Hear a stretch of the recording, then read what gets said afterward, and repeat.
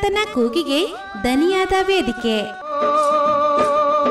ಪ್ರಗತಿಪರ ರೈತರೊಂದಿಗಿನ ಸಂದರ್ಶನ, ಸಾವಯವ ಕೃಷಿಗೆ ಉತ್ತೇಜನ, ಬಿತ್ತನೆ ಬೀಜ, ರಸಗೊಬ್ಬರ, ಮಿಶ್ರ ಬೆಳೆ, ವಾರ್ಷಿಕ ಬೆಳೆ, ನೀರಾವರಿ ಪದ್ಧತಿ, ಕೃಷಿ ಉಪಕರಣಗಳು, ಬೆಳೆ ರೋಗ ನಿಯಂತ್ರಣದ ಬಗ್ಗೆ ಮಾಹಿತಿ ನೀಡುವ ಹಾಗೂ ಕೃಷಿ, ರೇಷ್ಮೆ, ತೋಟಗಾರಿಕೆ ಇಲಾಖೆಯಿಂದ ಸಿಗುವ ವಿಶೇಷ ಸೇವಾ ಸೌಲಭ್ಯಗಳ ಕುರಿತ ವಿನೂತನ ಕಾರ್ಯಕ್ರಮ.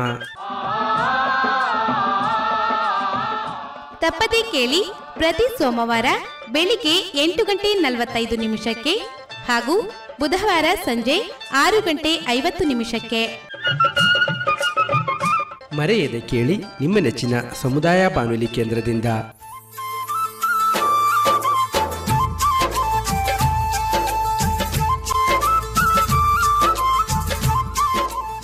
ಎಲ್ಲರಿಗೂ ನಮಸ್ಕಾರ. ತಮ್ಮೆಲ್ಲರಿಗೂ ಗೊತ್ತಿದೆ, ಹಣ್ಣುಗಳ ರಾಜ ಹಾಗೂ ಭಾರತದ ರಾಷ್ಟ್ರೀಯ ಹಣ್ಣು ಮಾವು ಈಗಾಗಲೇ ಹೂವಾಡುವ ಹಂತದಲ್ಲಿದೆ. ತಮ್ಮೆಲ್ಲರಿಗೂ ಗೊತ್ತೇ ಇದೆ. ಮಾವಿನಲ್ಲಿ ಕಾಯಿ ಮತ್ತು ಹಣ್ಣು ಎರಡು ರೂಪದಲ್ಲೂ ನಾವು ಅದನ್ನ ಸೇವಿಸ್ತೀವಿ ಮಾವು. ಮತ್ತು ಇದು ತುಂಬಾ ಶ್ರೇಷ್ಠ. ಹಬ್ಬ ಹರಿದಿನಗಳಲ್ಲಿ ನಾವು ಮಾವಿನ ಎಲೆಗಳನ್ನು ಸಹ ಉಪಯೋಗ ಮಾಡ್ತೀವಿ. ಇದರಲ್ಲಿ ಬಹಳಷ್ಟು ವಿಧದ ಮಾವಿನ ಜಾತಿಗಳು ಸಹ ಇದಾವೆ. ಹಾಗಾಗಿ ಈ ಒಂದು ಹಂತದಲ್ಲಿ ಅಂದ್ರೆ ಮಾವು ಏನೀಗ ಹೂವಾಡುವ ಹಂತದಲ್ಲಿ ಇರೋದ್ರಿಂದ ಒಳ್ಳೆ ಒಂದು ಬೆಳೆ ಸಿಗ್ಬೇಕು ಅನ್ನೋದು, ಆ ಒಂದು ನಿಟ್ಟಿನಲ್ಲಿ ಇವತ್ತು ಮಾವಿನ ಬೆಳೆಗೆ ಸಂಬಂಧಪಟ್ಟಂತೆ ಉತ್ಪಾದನಾ ತಾಂತ್ರಿಕತೆಗಳು ಹಾಗೂ ಸಮಗ್ರ ಬೆಳೆ ನಿರ್ವಹಣೆ ಕುರಿತಂತೆ ಕಾರ್ಯಕ್ರಮವನ್ನು ಹಮ್ಮಿಕೊಂಡಿದ್ವಿ. ಈ ಒಂದು ಕಾರ್ಯಕ್ರಮವನ್ನು ನಡೆಸಿಕೊಡುವಂತವರು ಡಾಕ್ಟರ್ ನಾಗಪ್ಪ ದೇಸಾಯಿ ಸರ್ ಅವರು, ಸಹ ಪ್ರಾಧ್ಯಾಪಕರು, ತೋಟಗಾರಿಕೆ ಕೃಷಿ ಮಹಾವಿದ್ಯಾಲಯ, ವಿಸಿಫಾ, ಮಂಡ್ಯ. ಇವರು ನಮ್ಮೊಂದಿಗಿದ್ದಾರೆ. ಇವರಿಗೆ ತುಂಬು ಹೃದಯದ ಸ್ವಾಗತವನ್ನು ಬಯಸುತ್ತೇನೆ. Okay madam.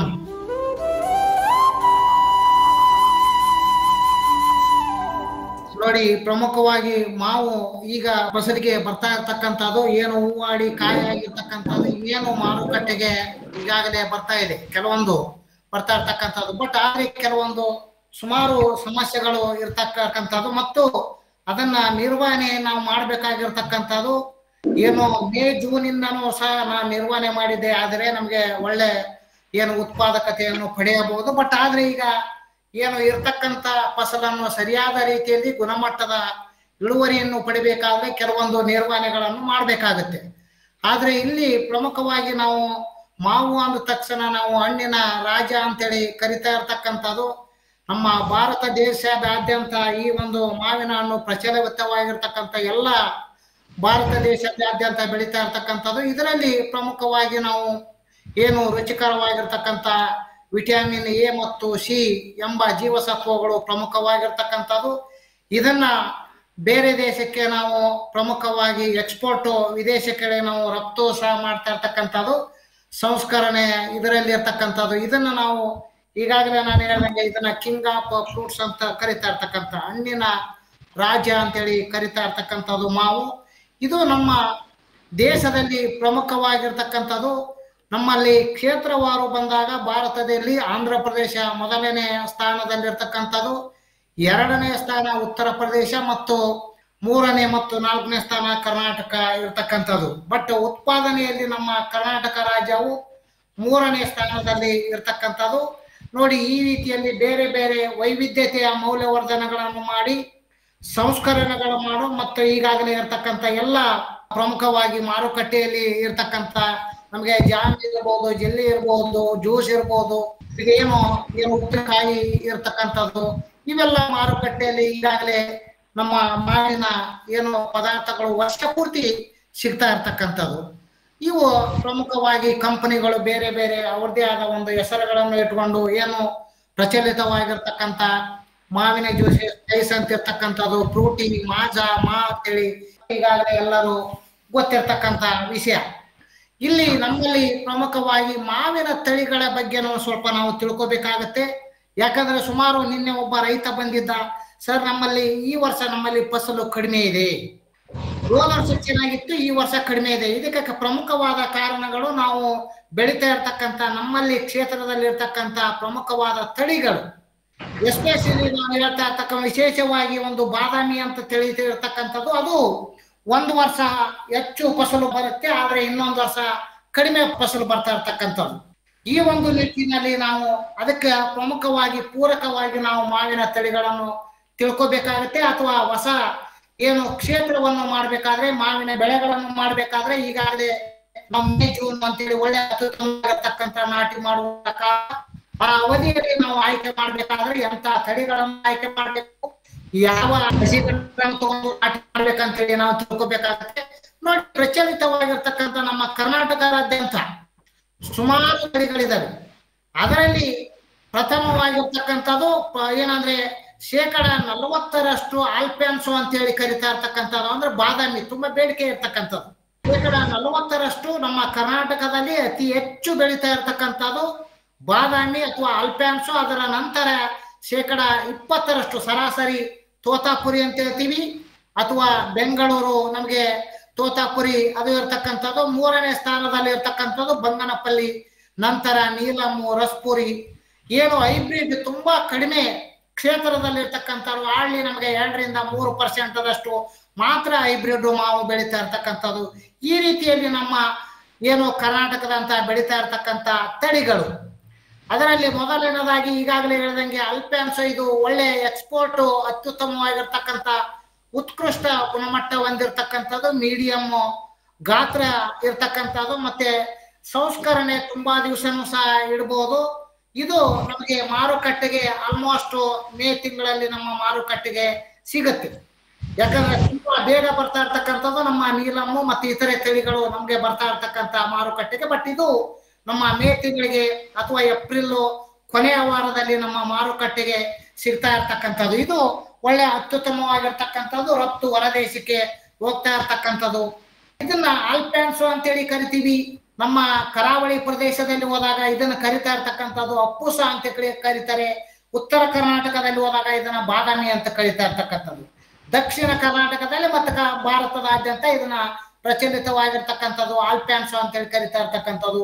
ತದನಂತರ 2ನೇ ಸ್ಥಾನ ನಾನು ಈಗಾಗಲೇ ಹೇಳಿದಂಗೆ ಕರ್ನಾಟಕದಲ್ಲಿ ತೋತಾಪುರಿ, ಅಥವಾ ಅದಕ್ಕೆ ಇನ್ನೊಂದು ನೀವು ಬೆಂಗಳೂರು ಅಥವಾ ದಕ್ಷಿಣ ಕರ್ನಾಟಕದಲ್ಲಿ ಬಂದಾಗ ಬೆಂಗಳೂರು ಅಂತ ಹೇಳ್ತೀವಿ. ಉತ್ತರ ಕರ್ನಾಟಕದಲ್ಲ ಗಿನಿ ಮೂತಿ ಅಂತೇಳಿ ಕರಿತಾ ಇರ್ತಕ್ಕಂಥ ಈ ಒಂದು ತೋತಾಪುರಿ ತಳಿಗೆ ಇದು ಸಹ ನಮಗೆ ಪ್ರಮುಖವಾಗಿ ಯಾವಾಗ ಸಿಗುತ್ತೆ, ಇದು ತಡವಾಗಿ ಇಳುವರಿ ಕೊಡ್ತಾ ಇರ್ತಕ್ಕಂಥ ತಳಿ.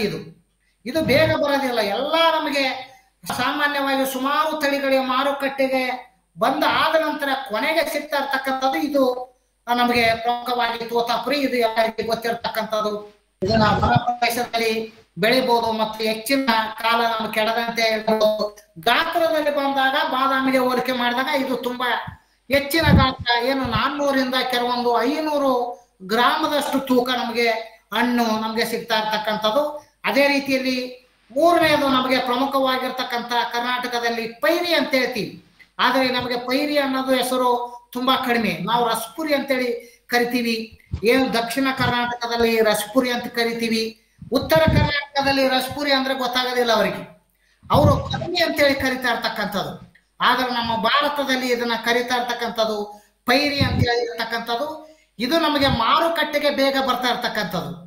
ಈಗಾಗಲೇ ಏನು ನಮ್ಗೆ ಈ ಮಾರ್ಚ್ ತಿಂಗಳಲ್ಲಿ ನಮಗೆ ಮಾರುಕಟ್ಟೆಗೆ ಬೇಗ ನಮಗೆ ರಸ್ಪುರಿ ಎಂಟ್ರಿ ಆಗುತ್ತೆ. ನಮಗೆ ಮಣ್ಣುಗಳು ಸರ್ವೇ ಸಾಮಾನ್ಯವಾಗಿ ಸಿಗ್ತಾ ಇರ್ತಕ್ಕಂಥದ್ದು. ಇದು ಗಾತ್ರ ಏನು ನಮ್ಗೆ ಫೋಟೋ ಸಮೇತ ತೋರಿಸ್ತಾ ಇದ್ದೀನಿ.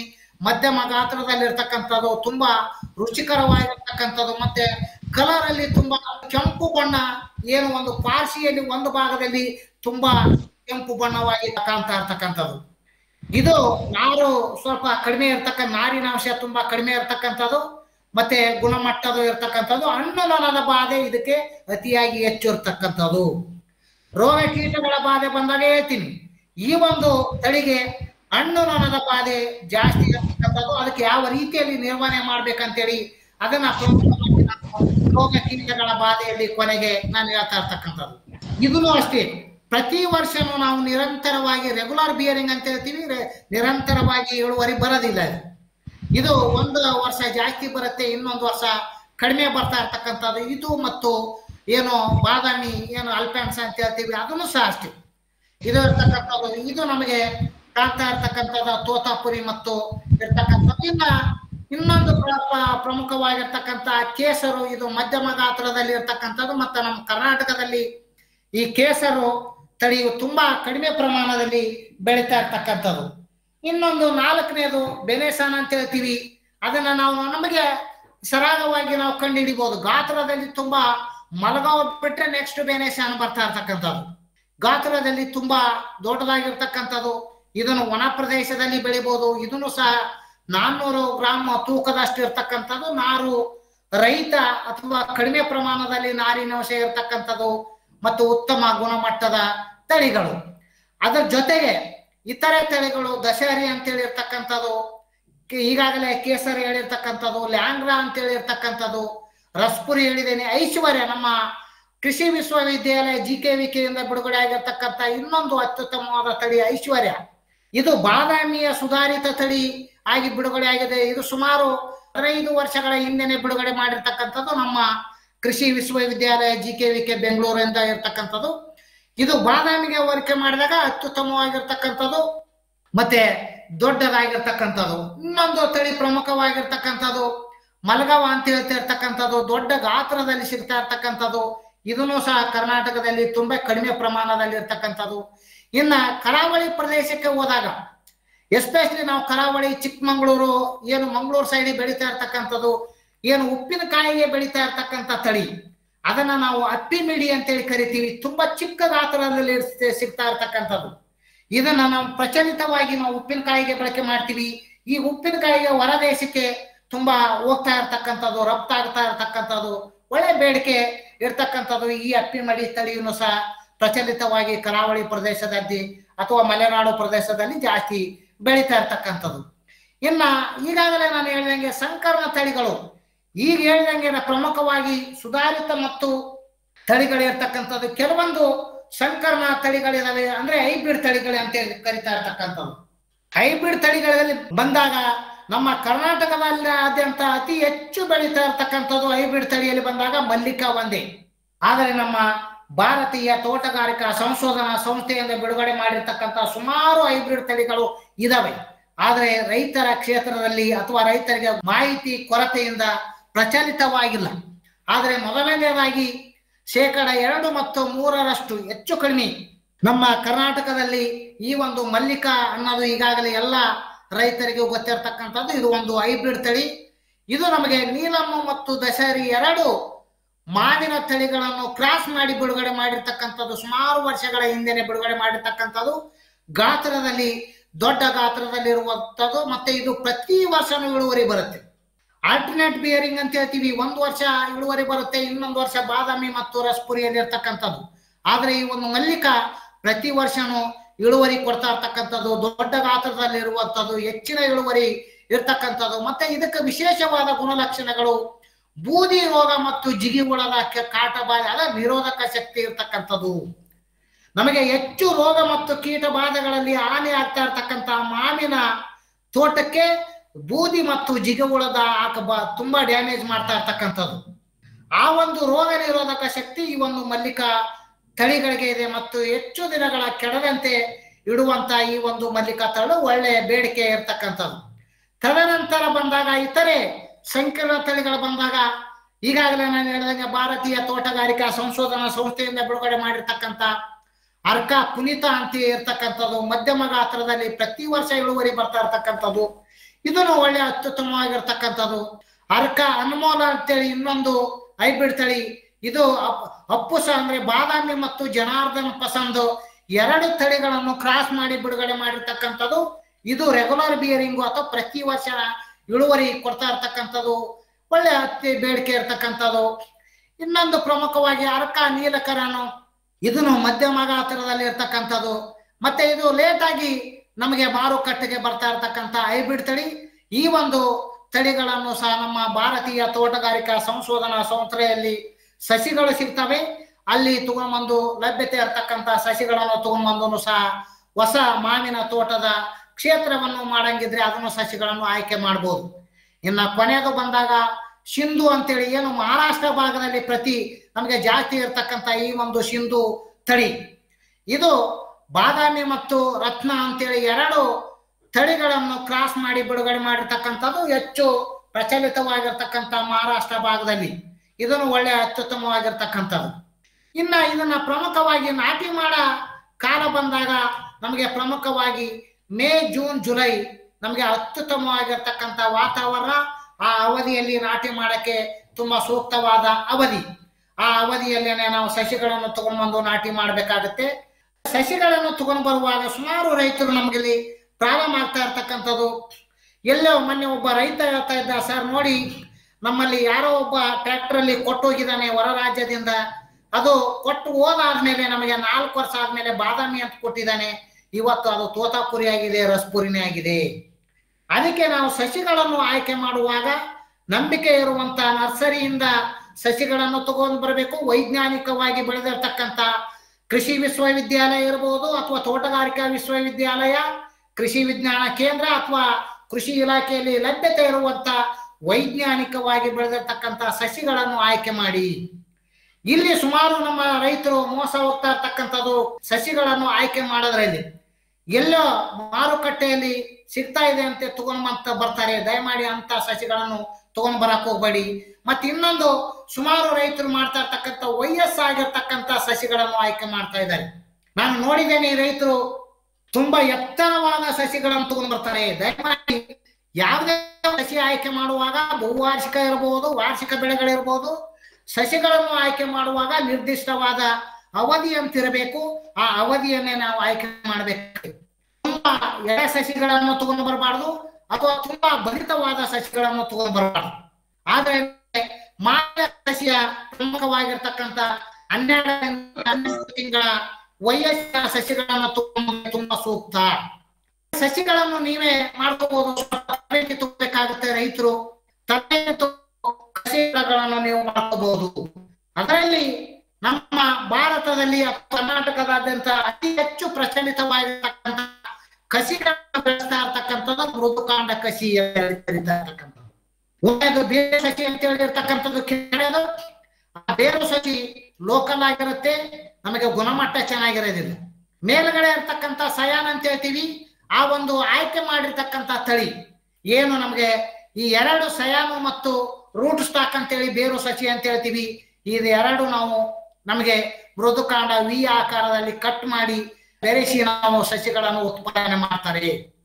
ನಮಗೆ ಎಲ್ಲ ಕಡೆನೂ ಎಲ್ಲ ಕೃಷಿ ಇಲಾಖೆ, ತೋಟಗಾರಿಕೆ ಇಲಾಖೆಯಲ್ಲಿ, ಕೆಲವೊಂದು ಕಡೆ ಕೃಷಿ ಇಲಾಖೆಯಲ್ಲಿ ಅಥವಾ ಕೃಷಿ ವಿಶ್ವವಿದ್ಯಾಲಯ ಈ ಸಸಿಗಳು ನಮಗೆ ಲಭ್ಯ ಇರತಕ್ಕಂಥದ್ದು. ಅದೇ ರೀತಿಯಲ್ಲಿ ಇನ್ನೊಂದು ಪ್ರಚಲಿತವಾಗಿರ್ತಕ್ಕಂಥ ಕಸಿ ಅಂದ್ರೆ ಓಟೆ ಕಸಿ. ಇದು ಸಸಿಗಳನ್ನು ನಾವು ಬೇಗ ಫಾಸ್ಟ್ ಆಗಿ ಮಲ್ಟಿಪ್ಲಿಕೇಶನ್ ಮಾಡ್ಬೋದು. ಎಲ್ಲಿ ಮೃದುಕಾಂಡ ಕಸಿ ಈ ವರ್ಷ ಕಸಿ ಮಾಡಿದ್ರೆ ನಮ್ಗೆ ಆ ಸಸಿಗಳು ಲಭ್ಯವಾಗ್ತಾ ಇರ್ತಕ್ಕಂಥದ್ದು ಮುಂದಿನ ವರ್ಷ. ಆದ್ರೆ ಓಟೆ ಕಸಿಯಲ್ಲಿ ಬಂದಾಗ ಬೇಗವಾಗಿ ಸಸಿಗಳು ನಮಗೆ ಅವಧಿ ಕಡಿಮೆ ತಗೋತಾ ಇರ್ತಕ್ಕಂಥದ್ದು, ಮತ್ತ ಚಿಕ್ಕ ನಮಗೆ ಓಟೆ ಬೆಳೆದ 3 ಎಲೆಗೆ ನಾವು ಕಸಿ ಮಾಡುವಂತ ವ್ಯವಸ್ಥೆ ಈಗ ಮಾಡಬೇಕಾಗುತ್ತೆ. ಓಟೆ ಕಸಿನೂ ಸಹ ನಾವು ಮಾಡ್ಕೋಬಹುದು. ಇದನ್ನ ನಾವು ಪ್ರಚಲಿತವಾಗಿರ್ತಕ್ಕಂಥ ಮೃದುಕಾಂಡ ಕಸಿ ಹೆಚ್ಚು ನಮಗೆ ಸಸಿಗಳನ್ನು ನಮಗೆ ಬೇಡಿಕೆ ಇರ್ತಕ್ಕಂಥದ್ದು.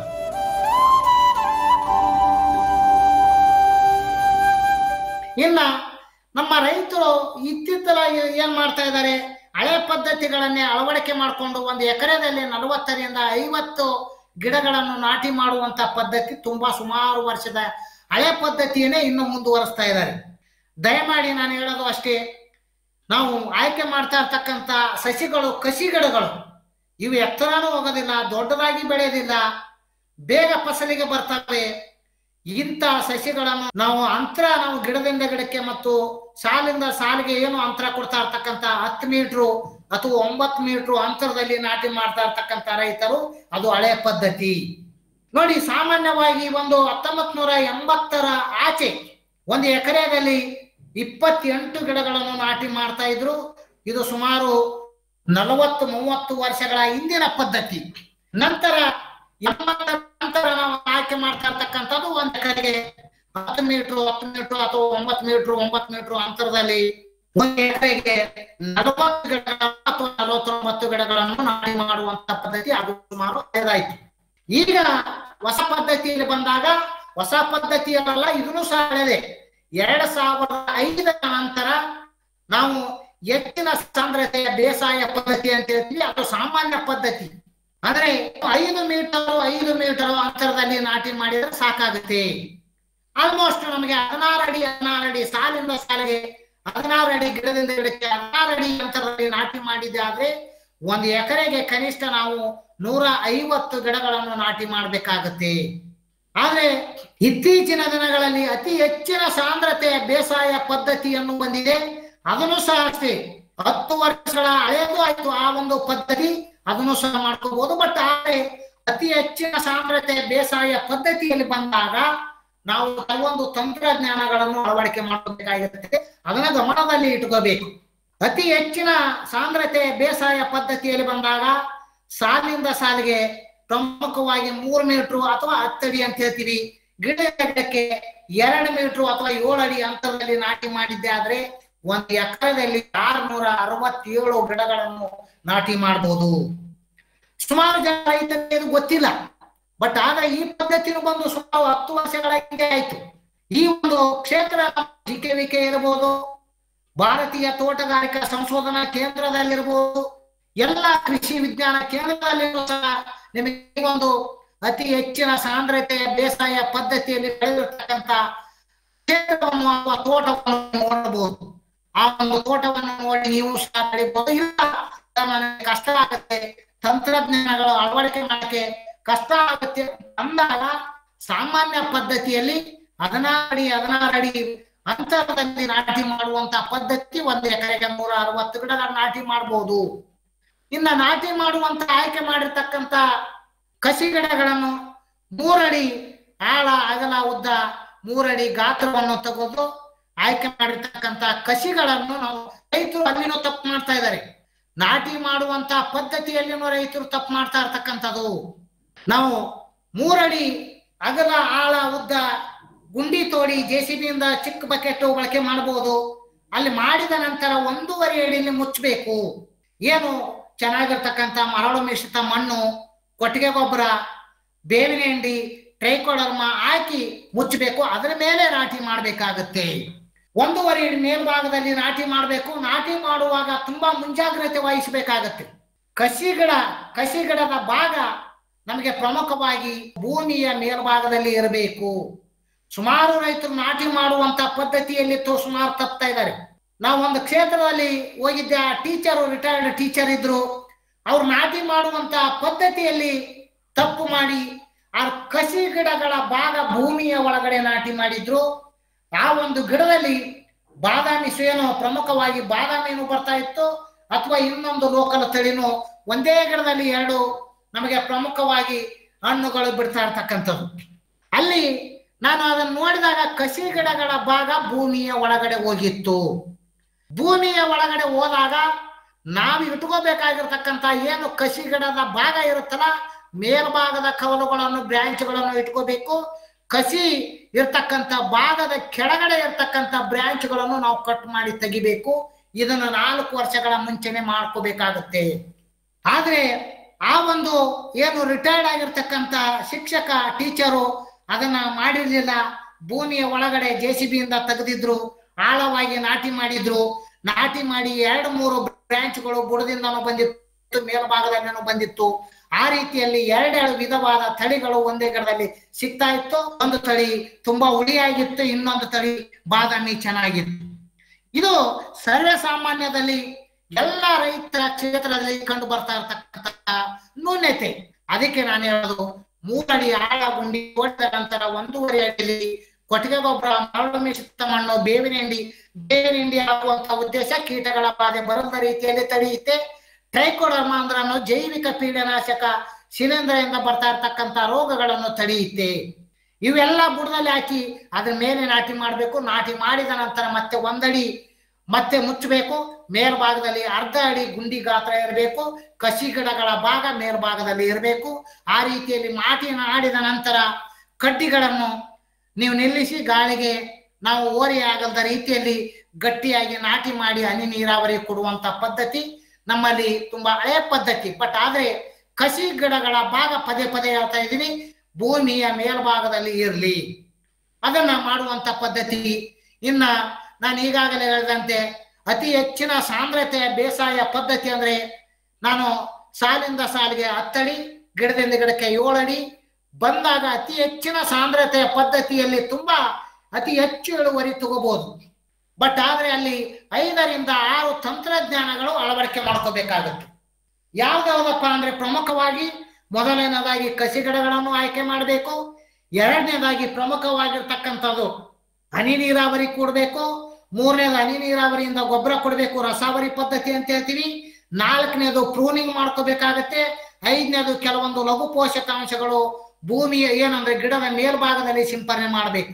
ಈ ರೀತಿಯಲ್ಲಿ 5-6 ತಂತ್ರಜ್ಞಾನಗಳನ್ನು ಅಳವಡಿಕೆ ಮಾಡಿ ಅತಿ ಹೆಚ್ಚಿನ ಸಾಂದ್ರತೆ ಬೇಸಾಯ ಪದ್ಧತಿ ಮಾಡಿದ್ದೆ ಆದರೆ ನಮಗೆ ಆಲ್ಮೋಸ್ಟ್ ಇಳುವರಿಯಲ್ಲಿ ಬಂದಾಗ 2-3 ಪಟ್ಟು ಪ್ರತಿ ಎಕರೆಯಿಂದ ನಾವು ಪಡ್ಕೋಬಹುದು. ಅದಕ್ಕೆ ನಾವು ಮಾಡಬೇಕಾಗಿರ್ತಕ್ಕಂಥದ್ದು ತುಂಬಾ ಮತ್ತೆ ಬೇಗ ಇಳುವರಿ ಬರುತ್ತೆ. ಪ್ರೂನಿಂಗ್ ತುಂಬಾ ಮುಖ್ಯವಾಗಿರ್ತಕ್ಕಂಥದ್ದು. ಈ ರೀತಿಯಲ್ಲಿ ಅತಿ ಹೆಚ್ಚಿನ ಬೇಸಾಯ ಪದ್ಧತಿ ಮಾಡೋರು ನಾವು ಮಾಹಿತಿ ತಿಳ್ಕೊಂಡು ಮಾಡಿ. ಸಪೋಸ್ ಈ ರೀತಿಯಲ್ಲಿ ಅತಿ ಹೆಚ್ಚಿನ ಸಾಂದ್ರತೆ ಮಾಡಿ ಮನೆಯಲ್ಲಿ ಕೂತ್ರೆ ಅಥವಾ ನಿರ್ಲಕ್ಷ್ಯ ವಹಿಸಿದ್ದೆ ಆದ್ರೆ ಅದು ಇಳುವರಿನೂ ಸಹ ಬರೋದಿಲ್ಲ, ನಷ್ಟ ಆಗುತ್ತೆ. ಅದಕ್ಕೆ ನೀವು ಬೇಡ ಸರ್ ಮಾಡೋದು ಕಷ್ಟ ಆಗುತ್ತೆ ಅಂದಾಗ 16 ಅಡಿ ಅಂತರದಲ್ಲಿ ನಾಟಿ ಮಾಡಿ 1 ಎಕರೆ 160 ಗಿಡಗಳು ಕೂಡುತ್ತೆ. ಅದನ್ನು ಸಹ ಸಾಮಾನ್ಯ ಪದ್ಧತಿಯಲ್ಲಿ ನಾಟಿ ಮಾಡುವಂತ ಪದ್ಧತಿ. ನಂತರ ಪೋಷಕಾಂಶಗಳ ನಿರ್ವಹಣೆ ಬಂದಾಗ ಸಮಗ್ರ ಪೋಷಕಾಂಶಗಳ ನಿರ್ವಹಣೆ ಮೊದಲನೇದಾಗಿ ಸಾವಯವ ಪದ್ಧತಿಗಳನ್ನು ಅಳವಡಿಕೆ ಮಾಡಿ ಕೊಟ್ಟಿಗೆ ಗೊಬ್ಬರ, ಎರೆಹುಳ ಗೊಬ್ಬರ, ಕೋಳಿ ಗೊಬ್ಬರ ಇರ್ಬೋದು, ಕೂರಿ ಗೊಬ್ಬರ ಇದನ್ನೆಲ್ಲ ಬಳಕೆ ಮಾಡುವಂತದ್ದು ಸಾವಯವ ಗೊಬ್ಬರ. ಹಸಿರೆಲೆ ಗೊಬ್ಬರ ನೋಡಿ, ಖಾಲಿ ಜಾಗ ಬಿಡಬದ್ದಲು ಶನಬು ಇರ್ಬೋದು, ಡಯಾಂಚ ಇರ್ಬೋದು, ಮುಖನ ಇರ್ಬೋದು ಅಥವಾ ದ್ವಿದಳ ಧಾನ್ಯಗಳು ನೀವು ಖಾಲಿ ಜಾಗ ಇರುತ್ತೆ ಚೆಲ್ಲಿ ಬಿಟ್ಬಿಡಿ. ಚೆಲ್ಲಿ ಬಿಟ್ಟಾಗ ಹೂ ಬರ ಸಮಯದಲ್ಲಿ ಹೂ ಬರ ಬಿಡಬಾರ್ದು.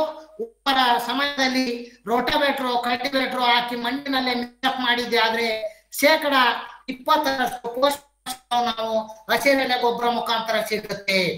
ಅವಾಗ 20% ರಾಸಾಯನಿಕ ಗೊಬ್ಬರಗಳನ್ನು ನಾವು ಕಡಿಮೆ ಮಾಡ್ಕೋಬಹುದು. ಮೂರನೇದು ಜೈವಿಕ ಗೊಬ್ಬರಗಳಂತಿದಾವೆ. ಸಾರಜನಕದ ಜೈವಿಕ ಗೊಬ್ಬರಗಳಿದಾವೆ, ರಂಜಕದ ಜೈವಿಕ ಗೊಬ್ಬರಗಳಿದೆ, ಪೊಟ್ಯಾಸಿಡ್ ಇದೆ, ಇತರೆ ಲಘು ಪೋಷಕಾಂಶಗಳ ಜೈವಿಕ ಗೊಬ್ಬರಗಳು ಸಿಗ್ತವೆ.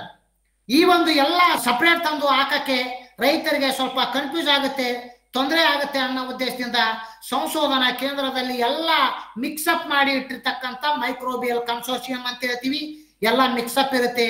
ಅದನ್ನು ಒಂದು ಗಿಡಕ್ಕೆ 50 ಗ್ರಾಮ್ ಕೊಟ್ಟಿದ್ದೆ ಆದ್ರೆ 15% ಮತ್ತೆ ರಾಸಾಯನಿಕ ಗೊಬ್ಬರಗಳನ್ನು ಕಡಿಮೆ ಮಾಡ್ಕೋಬಹುದು.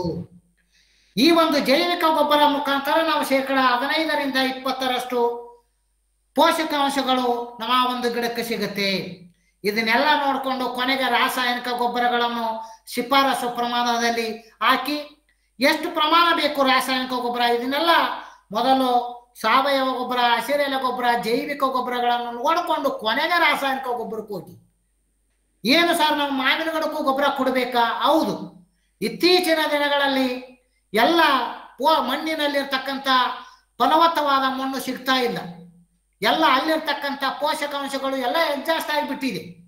ನಾವು ಮಣ್ಣು ನಿರ್ವಹಣೆ, ಮಣ್ಣಿನ ಫಲವತ್ತತೆ ನಿರ್ವಹಣೆ ಮಾಡಲೇಬೇಕಾಗತ್ತೆ. ಇಂಥ ಸಂದರ್ಭದಲ್ಲಿ ಏನು ಗಿಡಕ್ಕೆ ಶಿಫಾರಸು ಪ್ರಮಾಣದ ಪೋಷಕಾಂಶಗಳನ್ನು ಕೊಡಬೇಕಾಗತ್ತೆ? ಎಷ್ಟು ಪ್ರಮಾಣ?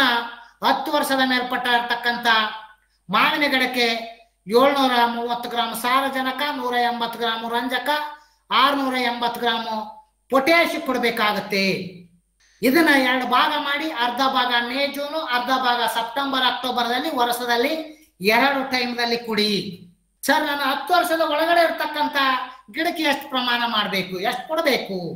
ಇದನ್ನ ಶಿಫಾರಸು ಪ್ರಮಾಣದಲ್ಲಿ ಇರ್ತಕ್ಕಂಥ ಪೋಷಕಾಂಶಗಳು ನಾವು 10 ಭಾಗ ಡಿವೈಡ್ ಮಾಡಿ ಮೊದಲನೇ ವರ್ಷಕ್ಕೆ 1ನೇ ಭಾಗ ಕೊಡಿ, 2ನೇ ವರ್ಷಕ್ಕೆ 2 ಭಾಗ, 5 ವರ್ಷ ಆಗಿದ್ರೆ 5 ಭಾಗ, 10ನೇ ವರ್ಷ ಆಗಿದ್ರೆ 10 ಭಾಗ ಪೂರ್ತಿ ಪ್ರಮಾಣ ಕೊಡುವಂತ ವ್ಯವಸ್ಥೆ ವರ್ಷದಲ್ಲಿ 2 ಟೈಮ್ ಕೊಡಿ. ಮತ್ತೆ ಅದರ ಜೊತೆಗೆ ಕೊಟ್ಟಿಗೆ ಗೊಬ್ಬರ ನೀವು 25 kg ಪ್ರತಿ ಗಿಡಕ್ಕೆ ಪ್ರತಿ ವರ್ಷಕ್ಕೆ ಕೊಟ್ಟಿಗೆ ಗೊಬ್ಬರ ಕೊಡುವಂತ ವ್ಯವಸ್ಥೆಗಳನ್ನು ಮಾಡಿಕೊಡಿ. ಇಲ್ಲ ನಾನು ಅಧಿಕ ಸಾಂದ್ರತೆ ಬೇಸಾಯ ಪದ್ಧತಿಯಲ್ಲಿ ಹನಿ ನೀರಾವರಿಯಿಂದ ಕೊಡ್ತೀನಿ ಅಂತಂದಾಗ ರಸಾವರಿ ಪದ್ಧತಿಗಳನ್ನು ನೀವು ಸಾರಜನಕ, ರಂಜಕ, ಪೊಟ್ಯಾಷಿಯಂ ಇತರೆ ಲಘು ಪೋಷಕಾಂಶಗಳು ನೀರಿನಲ್ಲಿ ಕರುವಂತ ಪೋಷಕಾಂಶಗಳನ್ನು ನೀವು ರಸಾವರಿ ಮುಖಾಂತರನು ಸಹ ಕೊಡ್ಬೋದು. ಅದನ್ನ ತಿಳ್ಕೊಂಡು ಕೊಡುವಂತ ಪದ್ಧತಿ. ಇನ್ನ ಇನ್ನೊಂದು ಪ್ರಮುಖವಾದ ಪೋಷಕಾಂಶಗಳಲ್ಲಿ ಬಂದಾಗ 15-20% ಹೆಚ್ಚಿನ ಇಳುವರಿ ಕೊಡುವಂತ ಲಘು ಪೋಷಕಾಂಶಗಳು ಮಾವು ಸ್ಪೆಷಲ್ ಅಂತ ಹೇಳಿರ್ತಕ್ಕಂಥ ತಂತ್ರಜ್ಞಾನ. ಏನು ಭಾರತೀಯ ತೋಟಗಾರಿಕಾ ಸಂಶೋಧನಾ ಸಂಸ್ಥೆಯಿಂದ ಬಿಡುಗಡೆ ಆಗಿರ್ತಕ್ಕಂಥ ಮಾವು ಸ್ಪೆಷಲ್ ಅಂತಿರ್ತಕ್ಕಂಥದ್ದು ಇದು ಒಂದು ಲಘು ಪೋಷಕಾಂಶಗಳ ಮಿಶ್ರಣ. ಅಲ್ಲಿ ಪ್ರಮುಖವಾದ 5 ಲಘು ಪೋಷಕಾಂಶಗಳು ಇರ್ತಕ್ಕಂಥದ್ದು. ಅಲ್ಲಿ zinc, manganese, iron, boron, copper, ಈ 5 ಲಘು ಪೋಷಕಾಂಶಗಳ ಮಿಶ್ರಣ ಇರ್ತಕ್ಕಂಥ ತಂತ್ರಜ್ಞಾನಗಳು ಬಿಡುಗಡೆ ಮಾಡಿರ ಸುಮಾರು 15 ವರ್ಷಗಳ ಹಿಂದೆನೆ ಹೆಸರುಘಟ್ಟ ಫಾರ್ಮ್ದವರು IAHRದವರು ಬಿಡುಗಡೆ ಮಾಡಿದ್ದಾರೆ. ಇದು ನಮಗೆ ಪ್ರಮುಖವಾಗಿ ಯಾವಾಗ ಕೊಡಬೇಕು? ಪ್ರಮುಖವಾಗಿ ನಾವು 4 ಸಿಂಪರಣೆ ಕೊಡಬೇಕಾಗತ್ತೆ. ಸೆಪ್ಟೆಂಬರು, ಅಕ್ಟೋಬರು, ನವೆಂಬರು, ಡಿಸೆಂಬರು ಈ ಒಂದು ತಿಂಗಳಲ್ಲಿ 4 ಸಿಂಪರಣೆ ಕೊಡಬೇಕು. ಎಷ್ಟು ಪ್ರಮಾಣದಲ್ಲಿ ಕೊಡಬೇಕು? ಸಾಮಾನ್ಯವಾಗಿ ನಾವು ಬಳಕೆ ಮಾಡ್ತಾ ಇರ್ತಕ್ಕಂಥ 15 ಮತ್ತು 16 ಲೀಟರ್ ಕ್ಯಾನ್ ಇರ್ತಕ್ಕಂಥ ಸಿಂಪರಣೆ, ಏನು ಡುಬ್ಬಕ್ಕೆ ಹಾಕೊಂಡು ಹೊಡಿತಾ ಇರ್ತಕ್ಕಂಥ ಸಿಂಪರಣೆ, ಅದಕ್ಕೆ ಪ್ರತಿ 15 ಲೀಟರ್ಗೆ 75 ಗ್ರಾಮ್ ಮಾವು ಸ್ಪೆಷಲು, 15 ಲೀಟರ್ ನೀರು, 1 ನಿಂಬೆಹಣ್ಣು, 1 ಶಾಂಪೂ ಹಾಕಬೇಕು. ನಿಂಬೆಹಣ್ಣು ಹಾಕುವಂತ ಉದ್ದೇಶ ರಸಸಾರವನ್ನು pH ತಟಸ್ಥ ರೂಪದಲ್ಲಿ ತರುತ್ತೆ ಮತ್ತು ಸ್ಪ್ರೆಡ್ಡಿಂಗ್ ಏಜೆಂಟ್ ಆಗಿ ಕೆಲಸ ಮಾಡುತ್ತೆ. ಶಾಂಪೂ ಅಂದ್ರೆ 1 ರೂಪಾಯಿ ಶಾಂಪೂ ಏನು ಕ್ಲಿನಿಕ್ ಪ್ಲಸ್ ಇರುತ್ತಲ್ಲ, ಅದೇ ರೀತಿಯಲ್ಲಿ ಬೇರೆ ಬೇರೆ ಕಂಪನಿಯ ಶಾಂಪೂ 1 ರೂಪಾಯಿನೋ 2 ರೂಪಾಯಿ ಶಾಂಪೂ ಪ್ರತಿ ಕ್ಯಾನ್ಗೆ ಹಾಕ್ಬೇಕಾಗತ್ತೆ. ಆ ಶಾಂಪೂ ಒಂದು ಹಾಕುವಂತ ಉದ್ದೇಶ ಗಮ್ ಆಗಿ ಕೆಲಸ ಮಾಡುತ್ತೆ. ಈ ರೀತಿಯಲ್ಲಿ ಹಾಕಿ ನಾವು ಬೆಳಗ್ಗೆ ಮತ್ತು ಸಾಯಂಕಾಲ ಸಮಯದಲ್ಲಿ 4 ಸಿಂಪರಣೆ ಕೊಟ್ಟಿದ್ದೆ ಆದರೆ ಶೇಕಡ ನಮಗೆ 15ರಿಂದ 20ರಷ್ಟು ಇಳುವರಿ ಹೆಚ್ಚಿಗೆ ಆಗುತ್ತೆ. ಇದು ವೈಜ್ಞಾನಿಕ ರೀತಿಯಲ್ಲಿ ರೈತರ ಕ್ಷೇತ್ರದಲ್ಲಿ ನಾನು ಪ್ರಯೋಗ ಮಾಡಿದ್ದೀನಿ. ಅದರ ಕನಿಷ್ಠ ಪಕ್ಷ 15ರಷ್ಟು ಹೆಚ್ಚಿನ ಇಳುವರಿ ಬರುತ್ತೆ. ಒಂದು ಗಿಡದಿಂದ ನಿಮಗೆ 100 kg ಏನು ದೊಡ್ಡ ಗಿಡ ಮರ ಆಗಿದ್ರೆ 100 kg ಇಳುವರಿ ಬರ್ತಾ ಇದ್ರೆ, ಏನು ಮಾವು ಸ್ಪೆಷಲ್ ಸಿಂಪರಣೆ ಮಾಡಿದ್ರೆ 115 kg ಇಳುವರಿ ಬರುತ್ತೆ. ಅದರ ಜೊತೆಗೆ ರೋಗ ಮತ್ತು ಕೀಟಗಳ ಬಾಧೆ ನಿರೋಧಕ ಶಕ್ತಿ ಡೆವಲಪ್ ಆಗುತ್ತೆ, ಗುಣಮಟ್ಟ ಜಾಸ್ತಿ ಆಗುತ್ತೆ, ಮತ್ತೆ ಕಾಯಿಯ ಕಲರು, ಟೇಸ್ಟು, ತೂಕ ಜಾಸ್ತಿ ಆಗುತ್ತೆ. ಈ ಒಂದು ಮಾವು ಸ್ಪೆಷಲು ಇರ್ತಕ್ಕಂಥ ಲಾಭದಾಯಕವಾಗಿರ್ತಕ್ಕಂಥದ್ದು ದಯಮಾಡಿ ಎಲ್ಲ ಈಗ ಇತ್ತೀಚೆಯಾಗಿ ತೋಟಗಾರಿಕೆ ಇಲಾಖೆಯಲ್ಲಿ ಸಿಗುತ್ತೆ, ಕೃಷಿ ವಿಜ್ಞಾನ ಕೇಂದ್ರದಲ್ಲಿ ಸಿಗುತ್ತೆ. ಎಲ್ಲ ನಿಮ್ಮ ಜಿಲ್ಲೆಯಲ್ಲಿರ್ತಕ್ಕಂಥ ಕೃಷಿ ವಿಜ್ಞಾನ ಕೇಂದ್ರಗಳಲ್ಲಿ ಸಂಪರ್ಕ ಮಾಡಿ, ಅಥವಾ ತೋಟಗಾರಿಕೆ ಇಲಾಖೆಯಲ್ಲಿ ಇದ್ರೆ ಸಬ್ಸಿಡಿ ರೂಪದಲ್ಲಿ ಸಿಗ್ತಾ ಇರ್ತಕ್ಕಂಥದ್ದು ಅಲ್ಲಿನೂ ಮಾವು ಸ್ಪೆಷಲು ತಗೋಬಹುದು.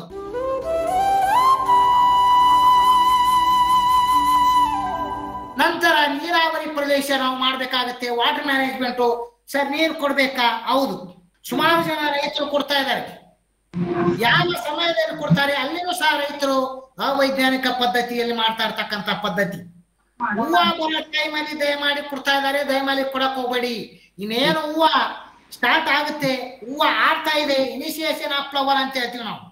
ಹೂವ ಬರೋ ಅವಧಿಯಲ್ಲಿ ನೀರು ಕೊಡಕ್ ಹೋಗ್ಬೇಡಿ. ಹೂವ ಬರುವಂತ ಅವಧಿಯಲ್ಲಿ ನೀರು ಕೊಟ್ರೆ ಅಲ್ಲಿ ಬರ್ತಾ ಇರ್ತಕ್ಕಂಥ ಹೂವ ಎಲ್ಲ ಉದುರ್ಕೊಂಡು ಹೋಗುತ್ತೆ. ನೀರು ಕೊಡ್ಬೇಕಾಗಿರ್ತಕ್ಕಂಥದ್ದು ಹೂವ ಬರಕ್ಕಿಂತ ಮುಂಚಿತವಾಗಿ ಕೊಡಬೇಕು. ನಂತರ ಚಿಕ್ಕ ನಿಂಬೆ ಗಾತ್ರದ ಹಣ್ಣಿನ ನಂತರ ಅವಧಿಯಲ್ಲಿ ನಾವು ನೀರು ಕೊಡುವಂತ ವ್ಯವಸ್ಥೆ ಮಾಡ್ಕೋಬೇಕು. ನಾವು ಸ್ಪ್ರಿಂಕ್ಲರ್ ಇರಿಗೇಷನ್ ಮುಖಾಂತರ ನಾವು ಈ ರೀತಿಯಲ್ಲಿ ಕೊಡ್ಬೋದು. ನಿಂಬೆ ಗಾತ್ರದಲ್ಲಿ ಇರ್ತಕ್ಕಂಥ ಅವಧಿಯಲ್ಲಿ ಸ್ಟೇಜ್ ಅಲ್ಲಿ ನಾವು ಕೊಡುವಂತದ್ದು, ಮುಂಚಿತವಾಗಿ ಕೊಡುವಂತದ್ದು. ಬಟ್ ರೈತರು ಅಲ್ಲಿ ಪ್ರಮುಖವಾಗಿ ತಪ್ತಾ ಇರ್ತಕ್ಕಂಥದ್ದು, ಹೂವು ಆಡುವಂತ ಸಮಯದಲ್ಲಿ ಅಥವಾ ಈ ಹೂವು ಸ್ಟಾರ್ಟ್ ಆಗುವಂತ ಸಮಯದಲ್ಲಿ ಕೊಟ್ರೆ, ಮತ್ತೆ ಹೇಳ್ತಾ ಇದ್ದೀನಿ, ಹೂವು ಉದುರುತ್ತೆ. ಒಂದೇದು ಅಲ್ಲಿ ಹೂವು ಬಿಟ್ಟು ಅದು ವೆಜಿಟೇಟಿವ್ ಆಗಿ ಕನ್ವರ್ಟ್ ಆಗುತ್ತೆ. ಹೂವು ಆಡೋದಿಲ್ಲ, ಅವಾಗ ಮತ್ತೆ ಚಿಗುರು ಹೊಡೆಯುತ್ತೆ. ಅದಕ್ಕೆ ನಾವು ಹೇಳೋದು, ಹೂವು ಬರುವ ಸಂದರ್ಭದಲ್ಲಿ ಮಳೆ ಆದ್ರೆ, ಅತಿ ಹೆಚ್ಚು ಮಳೆ ಆದ್ರೆ ಆ ಒಂದು ಅವಧಿಯಲ್ಲಿ ಹೂವು ಎಲ್ಲ ಡ್ರಾಪ್ ಆಗುತ್ತೆ. ಹೂವಿನ ಬದಲು ಏನು ನಾವು ಚಿಗುರನ್ನು ನೋಡ್ಬೋದು ಆ ಒಂದು ಅವಧಿಯಲ್ಲಿ. ಅದಕ್ಕೆ ಜನವರಿ ಅವಧಿಯಲ್ಲಿ ಅಥವಾ ಡಿಸೆಂಬರ್ ಅವಧಿಯಲ್ಲಿ ನಾವು ಮಳೆ ಬಂದಾಗ ಹೂವು ಎಲ್ಲ ಡ್ರಾಪ್ ಆಗುತ್ತೆ. ಅದಕ್ಕೆ ಅದು ನೈಸರ್ಗಿಕವಾಗಿರ್ತಕ್ಕಂಥದ್ದು. ಆದ್ರೆ ನಾವು ನೀರು ಕೊಡುವಂತ ಅವಧಿಯಲ್ಲಿ ನಾವು ಹತೋಟಿ ಮಾಡ್ಬೇಕಾಗತ್ತೆ. ಅದನ್ನ ನೋಡ್ಕೊಂಡು ಮಾಡುವಂಥದ್ದು. ಮೈಕ್ರೋ ಸ್ಪ್ರಿಂಕ್ಲರ್ ಅಳವಡಿಕೆ ಮಾಡಿ ಸಾಕು. ಹೂವು ಕಟಾವು ಬರುವವರೆಗೆ ನಾವು ನೀರು ಕೊಡಬಹುದು. ತದನಂತರ ಆ ಒಂದು ಮೈಕ್ರೋ ಸ್ಪ್ರಿಂಕ್ಲರ್ ಅವಧಿಯನ್ನು ನಾವು ಬೇರೆ ಕಡೆ ಶಿಫ್ಟ್ ಮಾಡ್ಕೋಬಹುದು. ತೇವಾಂಶ ಕಾಪಾಡುವಂತ ವ್ಯವಸ್ಥೆ ಮಾಡ್ಕೊಳ್ಳಿ. ನೋಡಿ, ರಸಾವರಿ ಪದ್ಧತಿ ವೆಂಚೂರಿ ಮುಖಾಂತರ ಗೊಬ್ಬರಗಳನ್ನು ಕೊಡಬಹುದು. ಇನ್ನ ಪ್ರೂನಿಂಗು ನಾವು ಪ್ರತಿ ಸಾರಿನೂ ನಾವು ಪ್ರೂನಿಂಗ್ ಮಾಡ್ಕೋಬೇಕಾಗುತ್ತೆ. 5 ವರ್ಷದ ನಂತರ ಬಂದಿರತಕ್ಕಂತ ಮರಕ್ಕೆ ನಾವು ಚಾಟನಿ ಮಾಡ್ಬೇಕಾಗತ್ತೆ, ಪ್ರೂನಿಂಗ್ ಅಂತ ಹೇಳ್ತೀವಿ. ಪ್ರೂನಿಂಗ್ ಮಾಡುವಂತ ಉದ್ದೇಶ ಅಲ್ಲಿರ್ತಕ್ಕಂಥ ಪ್ರಮುಖವಾಗಿ ಹೋದ ವರ್ಷ ಏನು ಒತ್ತೊತ್ತಾಗಿ ಬೆಳೆದಿರ್ತಕ್ಕಂಥ ಕವಲುಗಳನ್ನು ವಿರಳ ಮಾಡಬೇಕಾಗತ್ತೆ, ರೋಗ ಬಂದಿರತಕ್ಕಂಥ ಬ್ರಾಂಚ್ಗಳನ್ನು ತೆಗಿಬೇಕಾಗತ್ತೆ, ಮತ್ತೆ ಪ್ರಮುಖವಾಗಿ ಅಲ್ಲಿ ತೆಗೆದು ನಮಗೆ ವಾಟರ್ ಸಕ್ಕರ್ ಅಂತೇಳಿ ಬೆಳೀತಾ ಇರ್ತಕ್ಕಂಥದ್ದು ಬರೇ ಚಿಗುರಾಗಿ ಇರ್ತಕ್ಕಂಥ ಅಂತ ಕವಲುಗಳನ್ನು ತೆಗೆದು ವಿರಳ ಮಾಡಿ ಮಧ್ಯಭಾಗದಲ್ಲಿ ಹೆಚ್ಚು ಉಷ್ಣತೆ ಹೋಗುವ ರೀತಿಯಲ್ಲಿ ಮಾಡಿ ನಾವು ಪ್ರೂನಿಂಗ್ ಮಾಡುವಂತ ವ್ಯವಸ್ಥೆ ಮಾಡ್ಕೋಬೇಕಾಗತ್ತೆ. ಈ ಪ್ರೂನಿಂಗ್ ಮಾಡುವಂತ ಅವಧಿ ಬಂದಾಗ ಕಟಾವು ಮಾಡಿದ ನಂತರ ಯಾವಾಗ ಜುಲೈ ಅಥವಾ ಆಗಸ್ಟ್ ಸೆಪ್ಟೆಂಬರ್ ಅವಧಿಯಲ್ಲಿ ನಾವು ಪ್ರೂನಿಂಗ್ ಮಾಡ್ಕೋಬೇಕಾಗತ್ತೆ.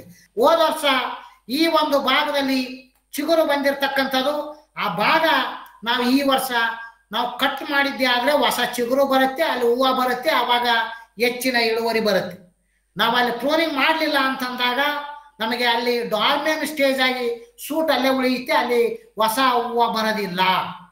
ಅದಕ್ಕೆ ನಾವು ಹೊಸ ಹೊಸ ಚಿಗುರುಗಳನ್ನು ನಾವು ಕಟ್ ಮಾಡ್ಕೋಬೇಕಾಗತ್ತೆ, ಆವಾಗ ಹೆಚ್ಚಿನ ಇಳುವರಿ ಬರುತ್ತೆ. ಅದನ್ನ ಮಾಡುವಂತ ಪದ್ಧತಿಗಳನ್ನು ಅಳವಡಿಕೆ ಮಾಡಿದ್ದೆ ಆದ್ರೆ ನೋಡಿ ಅತಿ ಹೆಚ್ಚಿನ ಸಾಂದ್ರತೆ ಬೇಸಾಯ ಪದ್ಧತಿಯಲ್ಲಿ ಇರ್ತಕ್ಕಂಥದ್ದು.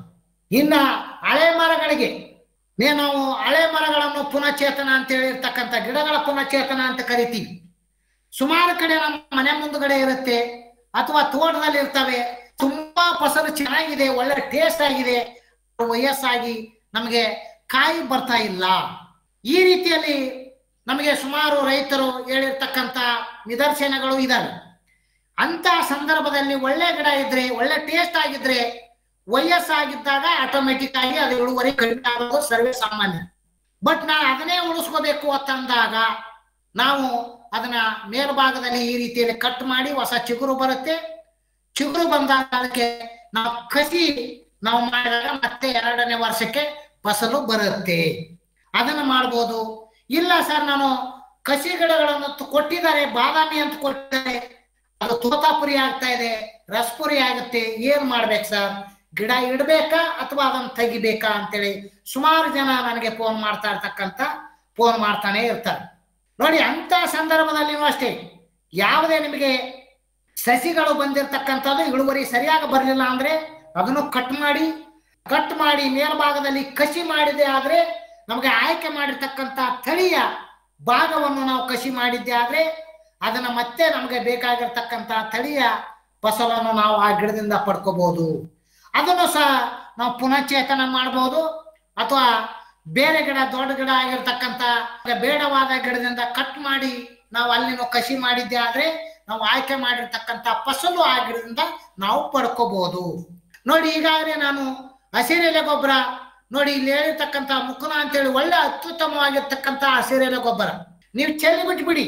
1 ಎಕರೆಗೆ 8 kg ಬೇಕಾಗತ್ತೆ. ನಾವು ಒಂದು ಅರ್ಧ ಎಕರೆಗೆ ಚೆಲ್ಲಿ ಬಿಟ್ಬಿಡಿ, ತಾನೇ ಅಲ್ಲೇ ಬೆಳೆದು ಅಲ್ಲೇ ಮತ್ತೆ ಇದು ಆಗುತ್ತೆ, ಮಣ್ಣಿನ ಫಲವತ್ತತೆ ಹೆಚ್ಚಿಗೆ ಆಗುತ್ತೆ. ಈ ರೀತಿಯಲ್ಲಿ ಮುಖನ ಹಾಕೋದ್ರಿಂದ ನಾವು ಜೀರೋ ಕಲ್ಟಿವೇಶನ್ ಅಂತ ಹೇಳ್ತೀವಿ, ಅದನ್ನು ಸಹ ನಾವು ನಿರ್ವಹಣೆ ಮಾಡ್ಕೋಬಹುದು ಈ ಒಂದು ಹಸಿರೆಲೆ ಗೊಬ್ಬರ ಮುಖಾಂತರ. ಇದು ನಮ್ಮ ಹೆಸರುಘಟ್ಟ ಫಾರ್ಮದಲ್ಲಿ ನೀವು ನೋಡಕ್ಕೆ ಸಿಗುತ್ತೆ. ಕ್ಷೇತ್ರ ಸುಮಾರು 20 ಎಕರೆದಲ್ಲಿ ಮಾಡಿದ್ದಾರೆ, ಅದನ್ನ ಮಾಡ್ಕೋಬಹುದು. ಇನ್ನ ಕಟಾವು ಮಾಡೋ ಸಂದರ್ಭದಲ್ಲಿ ಮ್ಯಾಂಗೋ ಹಾರ್ವೆಸ್ಟರ್ ಅಂತೇಳಿ ಸುಮಾರು ರೈತರು ಬಳಕೆ ಮಾಡ್ತಾ ಇದ್ದಾರೆ. ಆದ್ರೆ ಕೆಲವೊಬ್ರು ತಮ್ಮಲ್ಲೇ ಇರ್ತಕ್ಕಂಥ ಸಾಧನಗಳನ್ನೇ ಮಾಡಿಫೈ ಮಾಡಿದ್ದಾರೆ, ಅದನ್ನ ಮಾಡಿ ಏನು ಕಟಾವು ಮಾಡ್ಕೊಂಡಿದ್ದಾರೆ, ಅದನ್ನು ಬಳಕೆ ಮಾಡ್ಕೋಬಹುದು.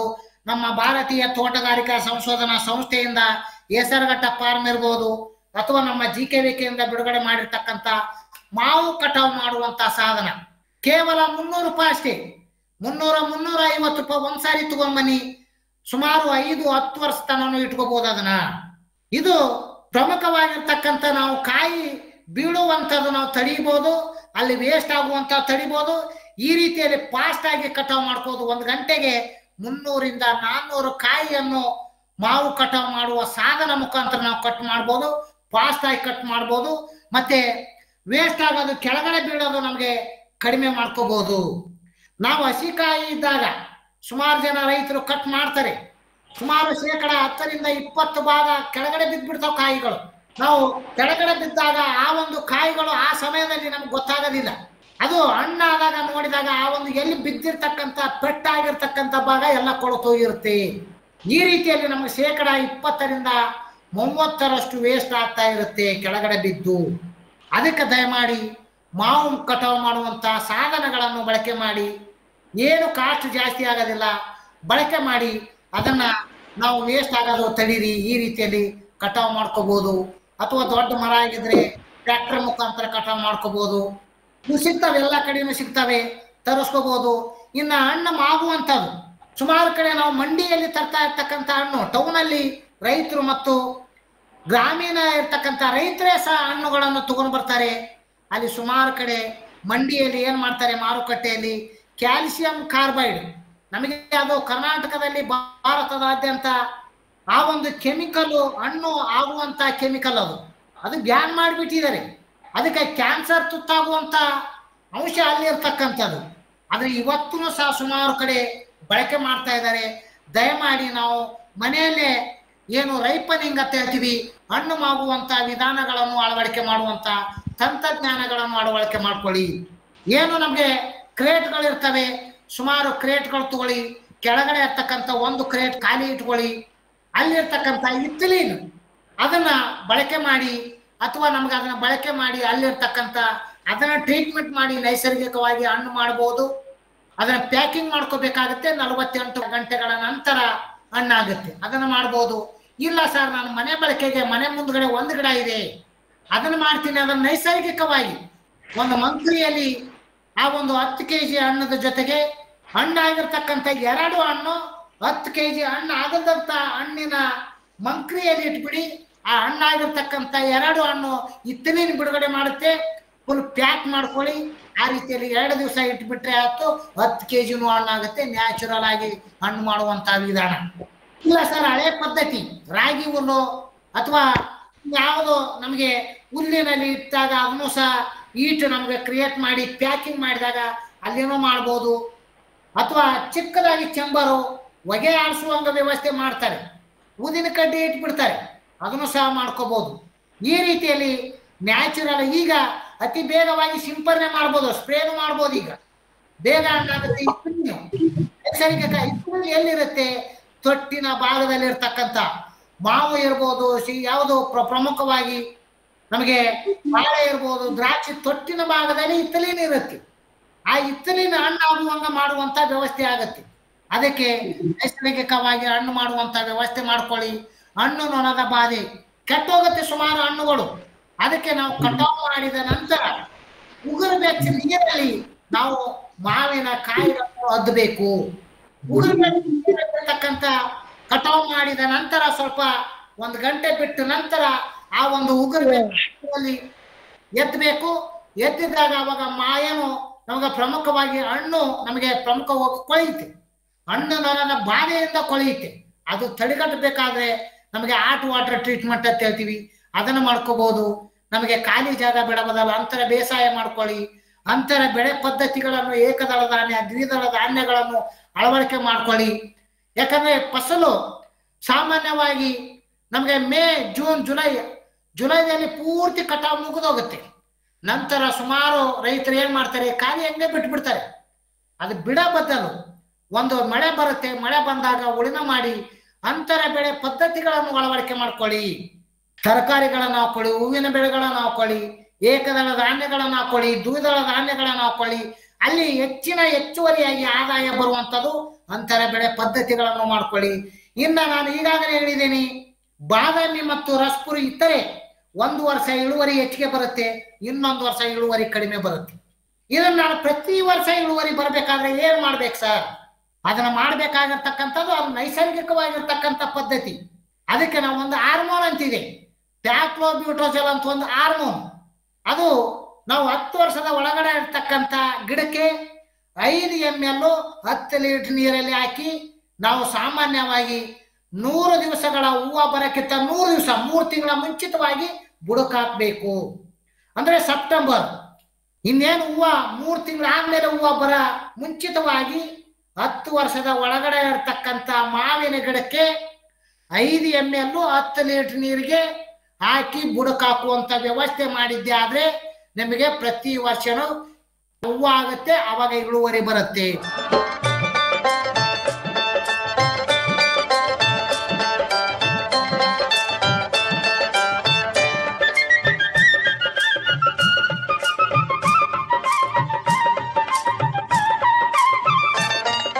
ಇಲ್ಲ ಸರ್, 10 ವರ್ಷದ ಮೇಲ್ಪಟ್ಟ ಇರ್ತಕ್ಕಂಥ ಮರ ಇದೆ ಅಂತಂದಾಗ 10 ml ಪ್ಯಾಕ್ಲೋಬ್ಯೂಟ್ರಜಲ್ ಒಂದು ಹಾರ್ಮೋನ್ ಸ್ವಲ್ಪ ಕಾಸ್ಟ್ಲಿ. ಇದು 8,000 ರೂಪಾಯಿ ಲೀಟರ್. ಇದನ್ನ ಸಾಮಾನ್ಯವಾಗಿ ಗೊಬ್ಬರ ಅಂಗಡಿಯಲ್ಲಿ ಸಿಗುತ್ತೆ. ಸಿಗಲಿಲ್ಲ ಅಂದ್ರೆ ತರಿಸ್ಕೋಬಹುದು. 10 ವರ್ಷದ ಮೇಲ್ಪಟ್ಟ ಇರ್ತಕ್ಕಂಥ ಮಾವಿನ ಗಿಡಕ್ಕೆ 10 ml 10 ಲೀಟರ್ ನೀರಿಗೆ ಹಾಕಿ ಆಗಸ್ಟ್ ಸೆಪ್ಟೆಂಬರ್ ಆ ಒಂದು ಅವಧಿಯಲ್ಲಿ ಬುಡಕ್ ಹಾಕಿದ್ದೆ ಆದ್ರೆ ಈ 1 ವರ್ಷ ಇಳುವರಿ ಹೆಚ್ಚಿಗೆ ಆಗೋದು, ಇನ್ನೊಂದು ವರ್ಷ ಕಡಿಮೆ ಆಗೋದು ಅದು ತಡೆಯುತ್ತೆ. ಪ್ರತಿ ವರ್ಷನೂ ಇಳುವರಿ ಬರುತ್ತೆ. ಅದನ್ನು ಮಾಡುವಂತ ಪದ್ಧತಿಗಳನ್ನು ಮಾಡ್ಕೊಳ್ಳಿ. ಇನ್ನೊಂದು ಸ್ಪಾಂಜಿ ಟಿಶ್ಯೂ ಅಂತೇಳಿ ಬರ್ತಾ ಇರ್ತಕ್ಕಂಥದ್ದು, ಒಳಗಡೆ ಈ ರೀತಿಯಲ್ಲಿ ಕೊಳತೆ ಇರುತ್ತೆ. ಇದು ನಮಗೆ ಪ್ರಮುಖವಾಗಿ ಎಲ್ಲಿ ಬರುತ್ತೆ? ಪ್ರಮುಖವಾಗಿ ಉಷ್ಣತೆ ನೇರವಾಗಿ ಕಾಯಿ ಮೇಲೆ ಬಿದ್ದಾಗ ಅಥವಾ ಪಕ್ಕದಲ್ಲಿ ಯಾರ್ದೋ ಒಂದು ನಮಗೆ ಚಿಮ್ನಿ ಅಂತ ಇರುತ್ತೆ, ಇರುತ್ತೆ, ಅದು ನಮಗೆ ನೇರವಾಗಿ ಗಿಡಗಳ ಮೇಲ್ಭಾಗದಲ್ಲಿ ಉಷ್ಣತೆ ಬಂದಾಗ ಅದು ಆಗುತ್ತೆ. ಅದನ್ನ ಕಡಿಮೆ ಮಾಡ್ಕೋಬೇಕಾದ್ರೆ ನೀವು CN ಕ್ಯಾಲ್ಸಿಯಂ ಅಮೋನಿಯಂ ನೈಟ್ರೇಟ್ ಅಂತ ಹೇಳ್ತೀವಿ. ಯೂರಿಯಾ ಬದಲು CN ಹಾಕಿ ಅಥವಾ CN ಅಂತ ಇರುತ್ತೆ, ಅದನ್ನ ಹಾಕಿದಾಗ ಇದು ಕ್ಯಾಲ್ಸಿಯಂ ಕೊರತೆ, ಸುಣ್ಣದ ಅಂಶದ ಕೊರತೆಯಿಂದ ಆಗ್ತಾ ಇರ್ತಕ್ಕಂಥದ್ದು. ಇದು ತುಂಬಾ ಕಡಿಮೆ, ಬಟ್ ಕೆಲವೊಂದು ಭಾಗದಲ್ಲಿ ಇದೆ. ಅದನ್ನ CN ಹಾಕಿದ್ರೆ, ಗೊಬ್ಬರ ಹಾಕಿದ್ರೆ ಇದು ಕಡಿಮೆ ಆಗುತ್ತೆ. ಇನ್ನು ಹೂವು ಡ್ರಾಪ್ ಆಗುತ್ತೆ. ಹೂವು ಡ್ರಾಪ್ ಆಗೋದು, ಕಾಯಿ ಡ್ರಾಪ್ ಆಗೋದು ಸರ್ವೇ ಸಾಮಾನ್ಯ. ಇದನ್ನು ಸಹ ಹೂವು ಮತ್ತು ಕಾಯಿ ಡ್ರಾಪ್ ಆಗುವಂತ ಪ್ರಮುಖವಾದ ಕಾರಣಗಳು ಅಂತಂದಾಗ ನೀವು ಕೊಡ್ತಾ ಇರ್ತಕ್ಕಂಥ ನೀರಿನಲ್ಲಿ ವ್ಯತ್ಯಾಸ. ಹೆಚ್ಚಿನ ಪ್ರಮಾಣ ಸಡನ್ ಆಗಿ ನೀರು ಕೊಟ್ಬಿಡೋದು, ಅವಾಗ ಹೂವು ಕಾಯಿ ಡ್ರಾಪ್ ಆಗುತ್ತೆ. ಇಲ್ಲ ಮಳೆ ಬಂದಾಗೂ ಡ್ರಾಪ್ ಆಗುತ್ತೆ. ಅದಕ್ಕೆ ನಾವು ಉಷ್ಣತೆ ಹೆಚ್ಚಿಗೆ ಆದಾಗೂ ಡ್ರಾಪ್ ಆಗುತ್ತೆ. ಮತ್ತೆ ಅಲ್ಲಿರ್ತಕ್ಕಂಥ ಪೋಷಕಾಂಶಗಳ ಕೊರತೆ ಆದಾಗ, ಪೊಟ್ಯಾಷಿಯಂ ಮತ್ತು ಬೋರಾನ್ ಕೊರತೆ ಆದಾಗೂ ಡ್ರಾಪ್ ಆಗುತ್ತೆ. ಅದಕ್ಕೆ ನಾವು ಮಾಡ್ಬೇಕಾಗಿರ್ತಕ್ಕಂಥದ್ದು ಕಾಲುವೆ ಮುಖಾಂತರ ನೀರು ಕೊಡಬಾರ್ದು, ಹನಿ ನೀರಾವರಿಯಿಂದ ಕೊಡಿ. ಆವಾಗ ಹೂವು ಡ್ರಾಪ್ ಆಗೋದು ಕಡಿಮೆ ಆಗುತ್ತೆ. ಮತ್ತೆ ಪ್ರಮುಖವಾಗಿ ಉಷ್ಣತೆ ಜಾಸ್ತಿ ಆದಾಗ ನಾವು ಏನು ಮಾಡಕ್ಕಾಗೋದಿಲ್ಲ, ತುಂತುರು ನೀರಾವರಿಯಿಂದ ನೀರು ಕೊಡ್ಬೇಕಾಗತ್ತೆ. ಅಥವಾ ಒಂದು ಪ್ಲಾನೋಪಿಕ್ಸ್ ಅಂತ ಒಂದು ಔಷಧಿ ಸಿಗುತ್ತೆ, hormone, naphthalic acetic acid, NAA ಅಂತ ಹೇಳಿ ಕರಿತೀವಿ ನಾವು. ಕಮರ್ಷಿಯಲ್ ಸಿಗುತ್ತೆ, ತೊಗರಿ ಗಿಡಕ್ಕದು ಸ್ಪ್ರೇ ಮಾಡ್ತಾರೆ. ಹೂವು ಡ್ರಾಪ್ ಆಗಕ್ಕೆ ಬಳಕೆ ಮಾಡೋದು ಪ್ಲಾನೋಪಿಕ್ಸ್. ಅದನ್ನ ನಾವು 10 ಲೀಟರ್ ನೀರಿಗೆ 30 ml ಹಾಕಿ ಹೂವು ಮತ್ತು ಕಾಯಿ ಆಡ ಸಂದರ್ಭದಲ್ಲಿ ಸಿಂಪರಣೆ ಮಾಡಿದ್ದೆ ಆದ್ರೆ ಮತ್ತು ಹೂವು ಡ್ರಾಪ್ ಆಗೋದು ಮತ್ತು ಕಾಯಿ ಡ್ರಾಪ್ ಆಗೋದು ಹತೋಟಿ ಆಗುತ್ತೆ. ಇದು ನಾವು ನೋಡಿರ್ತೀರಾ, ಈ ಒಂದು ಬಾಟಲ್ ಇದು ಸಾಮಾನ್ಯವಾಗಿರ್ತಕ್ಕಂಥದ್ದು. ಮತ್ತೆ ಈ ರೀತಿಯಲ್ಲಿ ಚುಕ್ಕೆ ಚುಕ್ಕೆ ಬ್ಲಾಕ್ ಆಗಿರುತ್ತೆ. ಇದು ನಿಮ್ಮಲ್ಲಿ ಪ್ರಮುಖವಾಗಿ ಎಲ್ಲೋ ನಮಗೆ ಇರ್ತಕ್ಕಂಥದ್ದು ಬ್ರಿಕ್ಸ್ ಯಾವುದೋ ಒಂದು ಫ್ಯಾಕ್ಟ್ರಿ ಇದ್ರೆ ಆ ಹೊಗೆಯಿಂದ ಆಗ್ತಾ ಇರ್ತಕ್ಕಂಥದ್ದು, ಅಲ್ಲಿ ಆಗ್ತಾ ಇರ್ತಕ್ಕಂಥದ್ದು. ಮತ್ತೆ ಉಷ್ಣತೆಯಿಂದನೂ ಆಗ್ತಾ ಇರ್ತಕ್ಕಂಥದ್ದು. ನೇರವಾಗಿ ಸೂರ್ಯನ ಬೆಳಕು ಕಾಯಿ ಮೇಲೆ ಉಷ್ಣತೆ ಬಿದ್ದಾಗ ಅಲ್ಲಿನೂ ಆಗ್ತಾ ಇರ್ತಕ್ಕಂಥದ್ದು. ಅದನ್ನ ನೀವು ಮಾಡಬೇಕಾದ್ರೆ ಪೋಷಕಾಂಶಗಳ ನಿರ್ವಹಣೆ ಮಾಡ್ಕೊಳ್ಳಿ. ಮತ್ತೆ ಪ್ರಮುಖವಾಗಿ ಬೋರ್ಯಾಕ್ಸ್ ನೀವು ಸಿಂಪರಣೆ ಮಾಡಿ. ಮತ್ತೆ ಆ ರೀತಿಯಲ್ಲಿ ಮಾಡಿದಾಗ ಪೋಷಕಾಂಶಗಳು ಸಿಂಪರಣೆ ನೀವು ಬುಡಕ್ಕೆ ಹಾಕಿದಾಗ ಶಿಫಾರಸು ಪ್ರಮಾಣದಲ್ಲಿ ಗೊಬ್ಬರಗಳನ್ನು ಕೊಟ್ಟಾಗ ಅದು ಹತೋಟಿ ಆಗುತ್ತೆ. ಇನ್ನ ಪ್ರಮುಖವಾಗಿ ಕೀಟಗಳ ಬಾಧೆ ಬಂದಾಗ ಅತಿ ಹೆಚ್ಚು ನಮಗೆ ಜಾಸ್ತಿ ಇರ್ತಕ್ಕಂಥದ್ದು ಜಿಗಿ ಹುಳದ ಕೀಟಗಳ ಬಾಧೆ ಜಾಸ್ತಿ, ಹಣ್ಣು ನೊಣದ ಬಾಧೆ, ಓಟೆ ಕೊರಕ. ಇವು 3 ಅತಿ ಹೆಚ್ಚು ಹಾನಿ ಮಾಡ್ತಾ ಇರ್ತಕ್ಕಂಥದ್ದು ನಮ್ಮ ಕರ್ನಾಟಕದಾದ್ಯಂತ. ಅದರ ಜೊತೆಗೆ ಸ್ಟೆಮ್ ನಮಗೆ ಏನು ಕಾಂಡ ಕೊರಕ ಅಂತ ಹೇಳ್ತಿರ್ತೀವಿ ನಾವು. ಕಾಂಡ ಕೊರಕ ಅಂತಂದಾಗ ಕಾಂಡ ನಮ್ಗೆ ಗಿಡ ನೋಡಕ್ಕೆ ಚೆನ್ನಾಗಿರುತ್ತೆ, ಬಟ್ ಕಾಂಡದಲ್ಲಿ ಎಲ್ಲ ಹುಳ ಹೋಗಿ ಮೇಲ್ಗಡೆ ಎಲ್ಲ ಒಣಗಕ್ಕೆ ಸ್ಟಾರ್ಟ್ ಆಗುತ್ತೆ. ಸುಮಾರು ಜನ ರೈತರು ಏನ್ ಮಾಡ್ತಾರೆ, ಮೇಲ್ಭಾಗದಲ್ಲಿ ಸಿಂಪರಣೆ ಮಾಡ್ತಾರೆ, ಮೇಲ್ಗಡೆ ಎಲ್ಲ ಗಿಡ ಒಣಗಕ್ಕೆ ಸ್ಟಾರ್ಟ್ ಆಗಿಬಿಟ್ಟಿರ್ತೀವಿ. ಬಟ್ ಆದ್ರೆ ಅದು ಕಾಂಡ ಕೊರಕ ಹೆಸರಿಗೆ ತಕ್ಕಂತೆ ಕಾಂಡದ ಒಳಗಡೆ ಕರ್ಕೊಂಡು ಹೋಗಿ ಮೇಲ್ಭಾಗದಲ್ಲಿ ನೀರು ಗೊಬ್ಬರ ಹೋಗೋದು ನಿಲ್ಲಿಸ್ಬಿಡುತ್ತೆ. ಅಲ್ಲಿ ಇದ್ದಾಗ ಅದಕ್ಕೆ ಕಾಂಡ ಕೊರಕ ಅಂತ ಹೇಳ್ತೀವಿ. ಅವಾಗ ಆಟೋಮೆಟಿಕ್ ನೀರು ಗೊಬ್ಬರ ಆಟೋಮೆಟಿಕ್ ಅದು ಒಣಗುತ್ತೆ. ಒಣಗಿದಾಗ ಆಟೋಮೆಟಿಕ್ ಅದು ಆಗುತ್ತೆ. ಬಟ್ ರೈತರು ಏನ್ ಮಾಡ್ತಾರೆ, ಇದು ಯಾವ್ದೋ ಒಣಗ್ತಾ ಇದೆ ಅಂತೇಳಿ ಗೊಬ್ಬರ ಅಂಗಡಿಗೆ ಹೋಗ್ತಾರೆ. ಅಲ್ಲಿ ಗೊತ್ತಿರುತ್ತೋ ಇಲ್ಲೋ ಅನ್ನೋ ಗೊತ್ತಿಲ್ಲ, 3-4 ಔಷಧಿ ತಂದು ಸಿಂಪರಣೆ ಮಾಡುವಂತ ಪದ್ಧತಿ ಇದೆ ಈಗಾಗಲೇ ರೈತರಲ್ಲಿ. ದಯಮಾಡಿ ಇದು ಕಾಂಡ ಕೊರಕದ ಬಾಧೆ ಕಾಂಡದಿಂದ ಎಂಟ್ರಿ ಆಗಿರುತ್ತೆ. ನಾವು ಮೊದಲು ಕಾಂಡ ಅಬ್ಸರ್ವ್ ಮಾಡ್ಬೇಕು. ಅಲ್ಲಿ ಏನ್ರ ಇದೆನಾ, ಕಾಂಡ ಒಳಗಡೆ ತೂತ ಆಗಿದೆನಾ, ಓಲಾಗಿದೆನಾ ನೋಡ್ಬೇಕು. ಅಲ್ಲಿ ಹುಳ ಇರುತ್ತೆ. ಆ ಹುಳ ನೋಡಿ ಈ ರೀತಿಯಲ್ಲಿ ಅದ್ರ ಜೀವನ ಚಕ್ರ ಯಾವ ರೀತಿಯಲ್ಲಿ ಇರುತ್ತೆ. ಕಾಂಡ ಕೊರಕದ ಹುಳ ರೇಷ್ಮೆ ಹುಳವಿನ ಜೀವನ ಚಕ್ರ ಯಾವ ರೀತಿಯಲ್ಲಿ ಇರುತ್ತೋ ಅದೇ ರೀತಿಯಲ್ಲಿ. ಮೊದಲು ದೊಡ್ಡ ಹುಳ ಇರುತ್ತೆ, ಅಲ್ಲಿ ಮೊಟ್ಟೆ ಇಡುತ್ತೆ, ಮೊಟ್ಟೆ ಹೊರಬಂದು ನಾವು ನಮ್ಮ ಪ್ರಮುಖವಾಗಿ ಲಾರ್ವಾ ಅಂತ ಹೇಳಿ ಕರಿತಾ ಇರ್ತಕ್ಕಂಥ ಮರಿ ಹುಳ, ಆ ಕಾಂಡ ತಿನ್ನೋದು ಮರಿ ಹುಳ. ಮತ್ತೆ ಅಲ್ಲಿ ಕೇಸ ಮೊಟ್ಟೆ ಹೋಗುತ್ತೆ, ಅದನ್ನು ಸಹ ನಮಗೆ ಇರ್ತಕ್ಕಂಥದ್ದು ಈ ರೀತಿಯಲ್ಲಿ ತೂತ ಮಾಡಿ ಕಾಂಡ ಎಲ್ಲ ತಿಂದು ಬಿಟ್ಟಿರುತ್ತೆ ಒಳಗಡೆ. ಇದು ಬಂದ ತಕ್ಷಣ ನಾವೇನ್ ಮಾಡಬೇಕು, ಕ್ಲೀನಾಗಿ ಅಬ್ಸರ್ವ್ ಮಾಡಬೇಕು.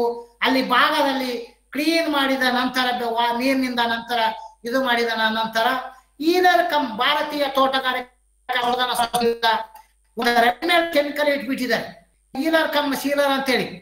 ಅದನ್ನ ರೆಡಿ ತಗೊಂಡ್ಬಂದು ಎಲ್ಲಿ ತೂತ ಮಾಡಿದರೋ ಅಲ್ಲಿ ಪ್ಯಾಕ್ ಮಾಡ್ಕೋಬಹುದು. ಇಲ್ಲ ಸರ್ ನಾವಲ್ಲಿ ಹೋಗಿ ತರಕ್ಕಾಗೋದಿಲ್ಲ ಅಂತಂದಾಗ ನಿಮ್ಮಲ್ಲಿ ಕ್ಲೋರೋಪೈರಿಪಾಸ್ ಸಿಗುತ್ತೆ. ಕ್ಲೋರೋಪೈರಿಪಾಸ್ ಮತ್ತು ಸಿಒಸಿ ಬ್ಲೈಟ್ಯಾಕ್ಸ್ ಇವು ಎರಡು ಮಣ್ಣಲ್ಲಿ ಮಿಕ್ಸಪ್ ಮಾಡಿ, ಜೇಡಿ ಮಣ್ಣಲ್ಲಿ ಮಿಕ್ಸಪ್ ಮಾಡಿ ಚೆನ್ನಾಗಿ ಕಲಿಸ್ಬಿಡಿ. ಕಲಿಸಿದ ನಂತರ ಎಲ್ಲಿ ತೂತ ಮಾಡಿದೋ ಅಲ್ಲಿ ಪ್ಯಾಕ್ ಮಾಡಿಬಿಡಿ. ಈ ರೀತಿಯಲ್ಲಿ ಪ್ಯಾಕ್ ಮಾಡಿದಾಗ ಆ ಒಂದು ಕಾಂಡ ಕೊರಕದ ಬಾಧೆ ನಮಗೆ ಹತೋಟಿ ಆಗುತ್ತೆ. ಆವಾಗ ಹೊಸ ಚಿಗುರು ಬರಕ್ಕೆ ಸ್ಟಾರ್ಟ್ ಆಗುತ್ತೆ. ಗೊಬ್ಬರ ನಿರ್ವಹಣೆ, ನೀರು ನಿರ್ವಹಣೆ ಮಾಡಿದಾಗ ಹೊಸ ಚಿಗುರು ಬರಕ್ಕೆ ಸ್ಟಾರ್ಟ್ ಆಗುತ್ತೆ. ಇನ್ನು ಎರಡನೇದು ಜಿಗಿ ಹುಳ. ನೋಡಿ, ಪ್ರಮುಖವಾಗಿ ಹೂವು ಈಗ ಬರ್ತಾ ಇದೆ.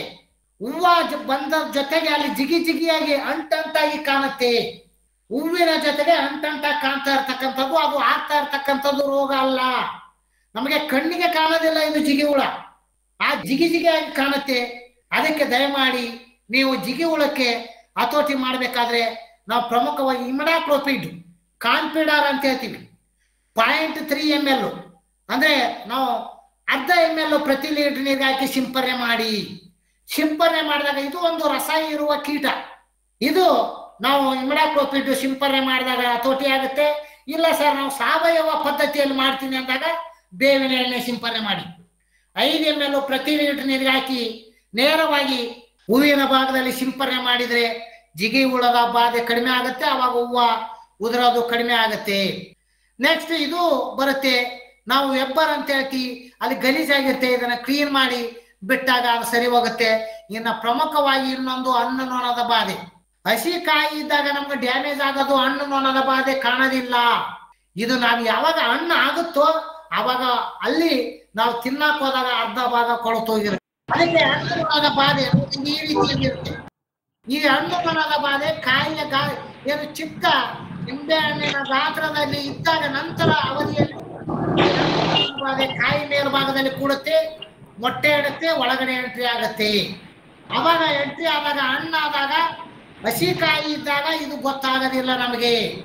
ಇದು ಹಣ್ಣು ಆದ್ಮೇಲೆ ಕಟ್ ಮಾಡ್ತೀವಿ, ಒಳಕ್ಕೆ ಕಟ್ ಮಾಡ್ತೀವಿ, ಆವಾಗ ಒಳಗಡೆ ಕೊಳತೋಗಿರುತ್ತೆ. ಅದಕ್ಕೆ ಇದು ತುಂಬಾ ಡೇಂಜರ್, ಎಲ್ಲಾ ಭಾಗದಲ್ಲಿ ಸಿಗ್ತಾ ಇರ್ತಕ್ಕಂಥದ್ದು. ಅದಕ್ಕೆ ಫ್ರೂಟ್ ಫ್ಲೈ ಅಂತ ಹೇಳ್ತೀವಿ.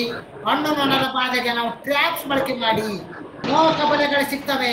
1 ಎಕರೆಗೆ 8 ಟ್ರ್ಯಾಪ್ಗಳನ್ನು ನೋಡಿ, ಕಡಿಮೆ ಪ್ರಮಾಣದಲ್ಲಿ ಇರುವಂಥದ್ದು, ಕಡಿಮೆ ಖರ್ಚಿನಲ್ಲಿ ಸಿಗುವಂಥದ್ದು ಅಥವಾ ಸ್ವಲ್ಪ ಕಾಸ್ಟ್ಲಿ ಇರುವಂಥದ್ದು ಸಿಗ್ತವೆ. ಇನ್ನು ಓಟೆ ಕೊರಕ ಇರ್ತಕ್ಕಂಥದ್ದು ಇದು ಕಡಿಮೆ ಪ್ರಮಾಣದಲ್ಲಿ, ಇದು ಒಳಗಡೆ ಹೋಗುತ್ತೆ. ಕಾಯಿ ಆದ ನಂತರ ಅಲ್ಲಿ ಓಟೆಯನ್ನು ತಿನ್ನುತ್ತೆ. ಅದಕ್ಕೆ ನಾವು ಹೇಳೋದು ಏನಂದ್ರೆ ಹೂವು ಮತ್ತು ಕಾಯಿ ಆಡುವಾಗ ಒಂದು ಸಿಂಪರಣೆ ನಾವು ಏನಂದ್ರೆ ಪ್ರಮುಖವಾಗಿರ್ತಕ್ಕಂಥ ಕ್ವಿನಾಲ್ ಪಾಸು 2 ml ಪ್ರತಿ ಲೀಟರ್ ನೀರಿಗೆ ಅಥವಾ ಬೇವಿನ ಎಣ್ಣೆ 5 ml ಪ್ರತಿ ಲೀಟರ್ ನೀರಿಗೆ ಹಾಕಿ ಮಾಡಿದ್ದೆ ಆದ್ರೆ ಇಂಥ ಓಟೆ ಕೊರಕದ ಬಾಧೆ ನಾವು ಹತೋಟಿ ಮಾಡ್ಕೋಬಹುದು. ಇನ್ನ ಪ್ರಮುಖವಾಗಿರ್ತಕ್ಕಂಥ ಬೂದಿ ರೋಗದ ಕೊರತೆ ರೋಗಗಳು ಬಂದಾಗ ಬೂದಿ ರೋಗ ಮತ್ತು ಚಿಪ್ಪು ರೋಗ ಎರಡು ಪ್ರಮುಖವಾಗಿರ್ತಕ್ಕಂಥದ್ದು. ಅತಿ ಹೆಚ್ಚು ಹಾನಿ ಮಾಡ್ತಾ ಇರ್ತಕ್ಕಂಥ ಮಾವಿನಲ್ಲಿ ಬೂದಿ ರೋಗ. ಬೂದಿ ರೋಗ ಬಂದ ತಕ್ಷಣ ಮುಗಿದೋಯ್ತು, ಎಲ್ಲ ಹೂವು ಉದುರು ಬಿಡುತ್ತೆ, ಪೌಡರ್ ಬಿಳಿಯಾಗಿ ಕಾಣ್ತಾ ಇರ್ತಕ್ಕಂಥದ್ದು. ನೋಡಿ, ಪ್ರಮುಖವಾಗಿರ್ತಕ್ಕಂಥ ಬೂದಿ ರೋಗ ಈ ರೀತಿಯಲ್ಲಿ ಆಗುತ್ತೆ. ನೋಡಿ, ಆ ಹೂವಿನ ಭಾಗದಲ್ಲಿ ಈಗಾಗಲೂ ಕಾಣುತ್ತೆ. ಸುಮಾರು ನಿನ್ನೆ ಒಬ್ಬ ರೈತ ಬಂದಿದ್ದ, ಬೂದಿ ರೋಗ ಬಿಳಿ ಬಿಳಿಯಾಗಿ ಕಾಣುತ್ತೆ. ಇದು ಆದ ತಕ್ಷಣ ಒಣಗುತ್ತೆ, ಉದುರು ಬಿಡುತ್ತೆ. ಇದು ಶಿಲೀಂಧ್ರದಿಂದ ಬರ್ತಾ ಇರ್ತಕ್ಕಂಥ ರೋಗ. ಇದು ಬಂದ ತಕ್ಷಣ ಬೋರ್ಡೋ ದ್ರಾವಣ ಮಾಡಿ ಸಿಂಪರಣೆ ಮಾಡಿ, ಅಥವಾ ಬ್ಲೈಟ್ಯಾಕ್ಸ್ ಅಥವಾ ಕಾರ್ಬನ್ ಡೈಜಿನ್ 1 ml 1 ಗ್ರಾಮ್ ಪ್ರತಿ ಲೀಟರ್ ನೀರಿಗೆ ಹಾಕಿ ಸಿಂಪರಣೆ ಮಾಡ್ಬೋದು. ಇಲ್ಲ ಬೇಡ ಸರ್ ಇನ್ನೂ ಚೆನ್ನಾಗಿರ್ತಕ್ಕಂಥ ಕಾಂಟಾಪ್ ಎಕ್ಸಾಕೋನೋಜೋಲ್ 1 ml ಪ್ರತಿ ಲೀಟರ್ ನೀರಿಗೆ ಹಾಕಿ ಸಿಂಪರಣೆ ಮಾಡಿದ್ದೆ ಆದ್ರೆ ಈ ಒಂದು ಬೂದಿ ರೋಗದ ಹತೋಟಿಯನ್ನು ನಾವು ಮಾಡ್ಕೋಬಹುದು. ಇನ್ನು ಎರಡನೇದು ಚಿಬ್ಬು ರೋಗ ನೋಡಿ, ಈಗ ಇದು ಶಿಲೀಂಧ್ರದಿಂದ ಬರ್ತಾ ಇರ್ತಕ್ಕಂಥ ರೋಗ ಚಿಬ್ಬು ರೋಗ. ಇದನ್ನು ಸಹ ಅಷ್ಟೇ, ಕಾಯಿ ಹಂತದಲ್ಲಿದ್ದಾಗ ಕಾಯಿ ಬರಕ್ಕಿಂತ ಮುಂಚಿತವಾಗಿಯೂ ಸಹ ಒಂದು ಸಿಂಪರಣೆ ಮಾಡಿ. ಏನು ರೋಗದ್ದು ಒಂದು ಯಾವುದು ಪ್ರಮುಖವಾಗಿ ಕಾರ್ಬನ್ ಡೈಜಿಮ್ ರೋಗ ಬರಕ್ಕಿಂತ ಮುಂಚಿತವಾಗಿ ಅಥವಾ ಬಂದಾದ್ಮೇಲೆ ನೀವು 1 ಗ್ರಾಮ್ ಪ್ರತಿ ಲೀಟರ್ ನೀರಿಗೆ ಹಾಕಿ, ಈ ರೀತಿಯಲ್ಲಿ ಮ್ಯಾಂಕೋ ಜಬ್ಬ ಆದ್ರೆ 2 ಗ್ರಾಮ್ ಸಿಂಪರಣೆ ಮಾಡಿದ್ದೆ ಆದ್ರೆ ಚಿಬ್ಬು ರೋಗ ನಾವು ಹತೋಟಿ ಮಾಡ್ಬೋದು.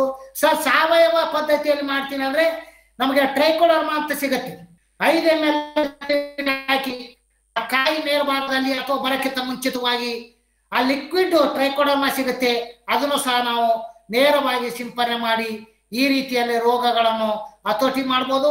ಮತ್ತೆ ಕಾಯಿ ಇಲ್ಲದ ಅವಧಿಯಲ್ಲಿ ಕಾಯಿ ಕಟಾವು ಮಾಡಿದ ನಂತರ ನಮಗೆ ಈ ರೀತಿಯಲ್ಲಿ ಕಪ್ಪಾಗಿ ಶೂಟಿ ಮೋಡ್ ಅಂತ ಹೇಳ್ತೀವಿ, ಇದು ಸಹ ಶಿಲೀಂಧ್ರ ಇರ್ತಕ್ಕಂಥ ರೋಗ. ಇದಕ್ಕೂ ಸಹ ಅದೇ ಒಂದು ಕೆಮಿಕಲ್ ಸಿಂಪರಣೆ ಮಾಡಿದ್ದೆ ಆದ್ರೆ ನಮಗೆ ಪ್ರಮುಖವಾಗಿ ಈ ಒಂದು ರೋಗದ ಬಾಧೆ ಹತೋಟಿ ಆಗತ್ತೆ.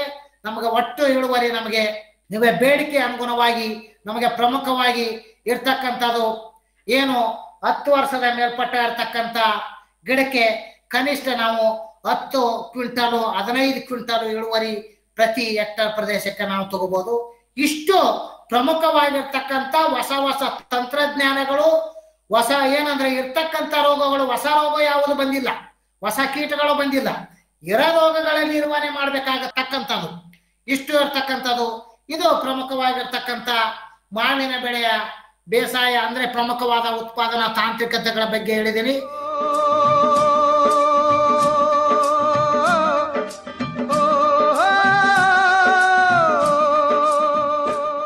ಅನ್ನದಾತನ ಕೂಗಿಗೆ ದನಿಯಾದ ವೇದಿಕೆ.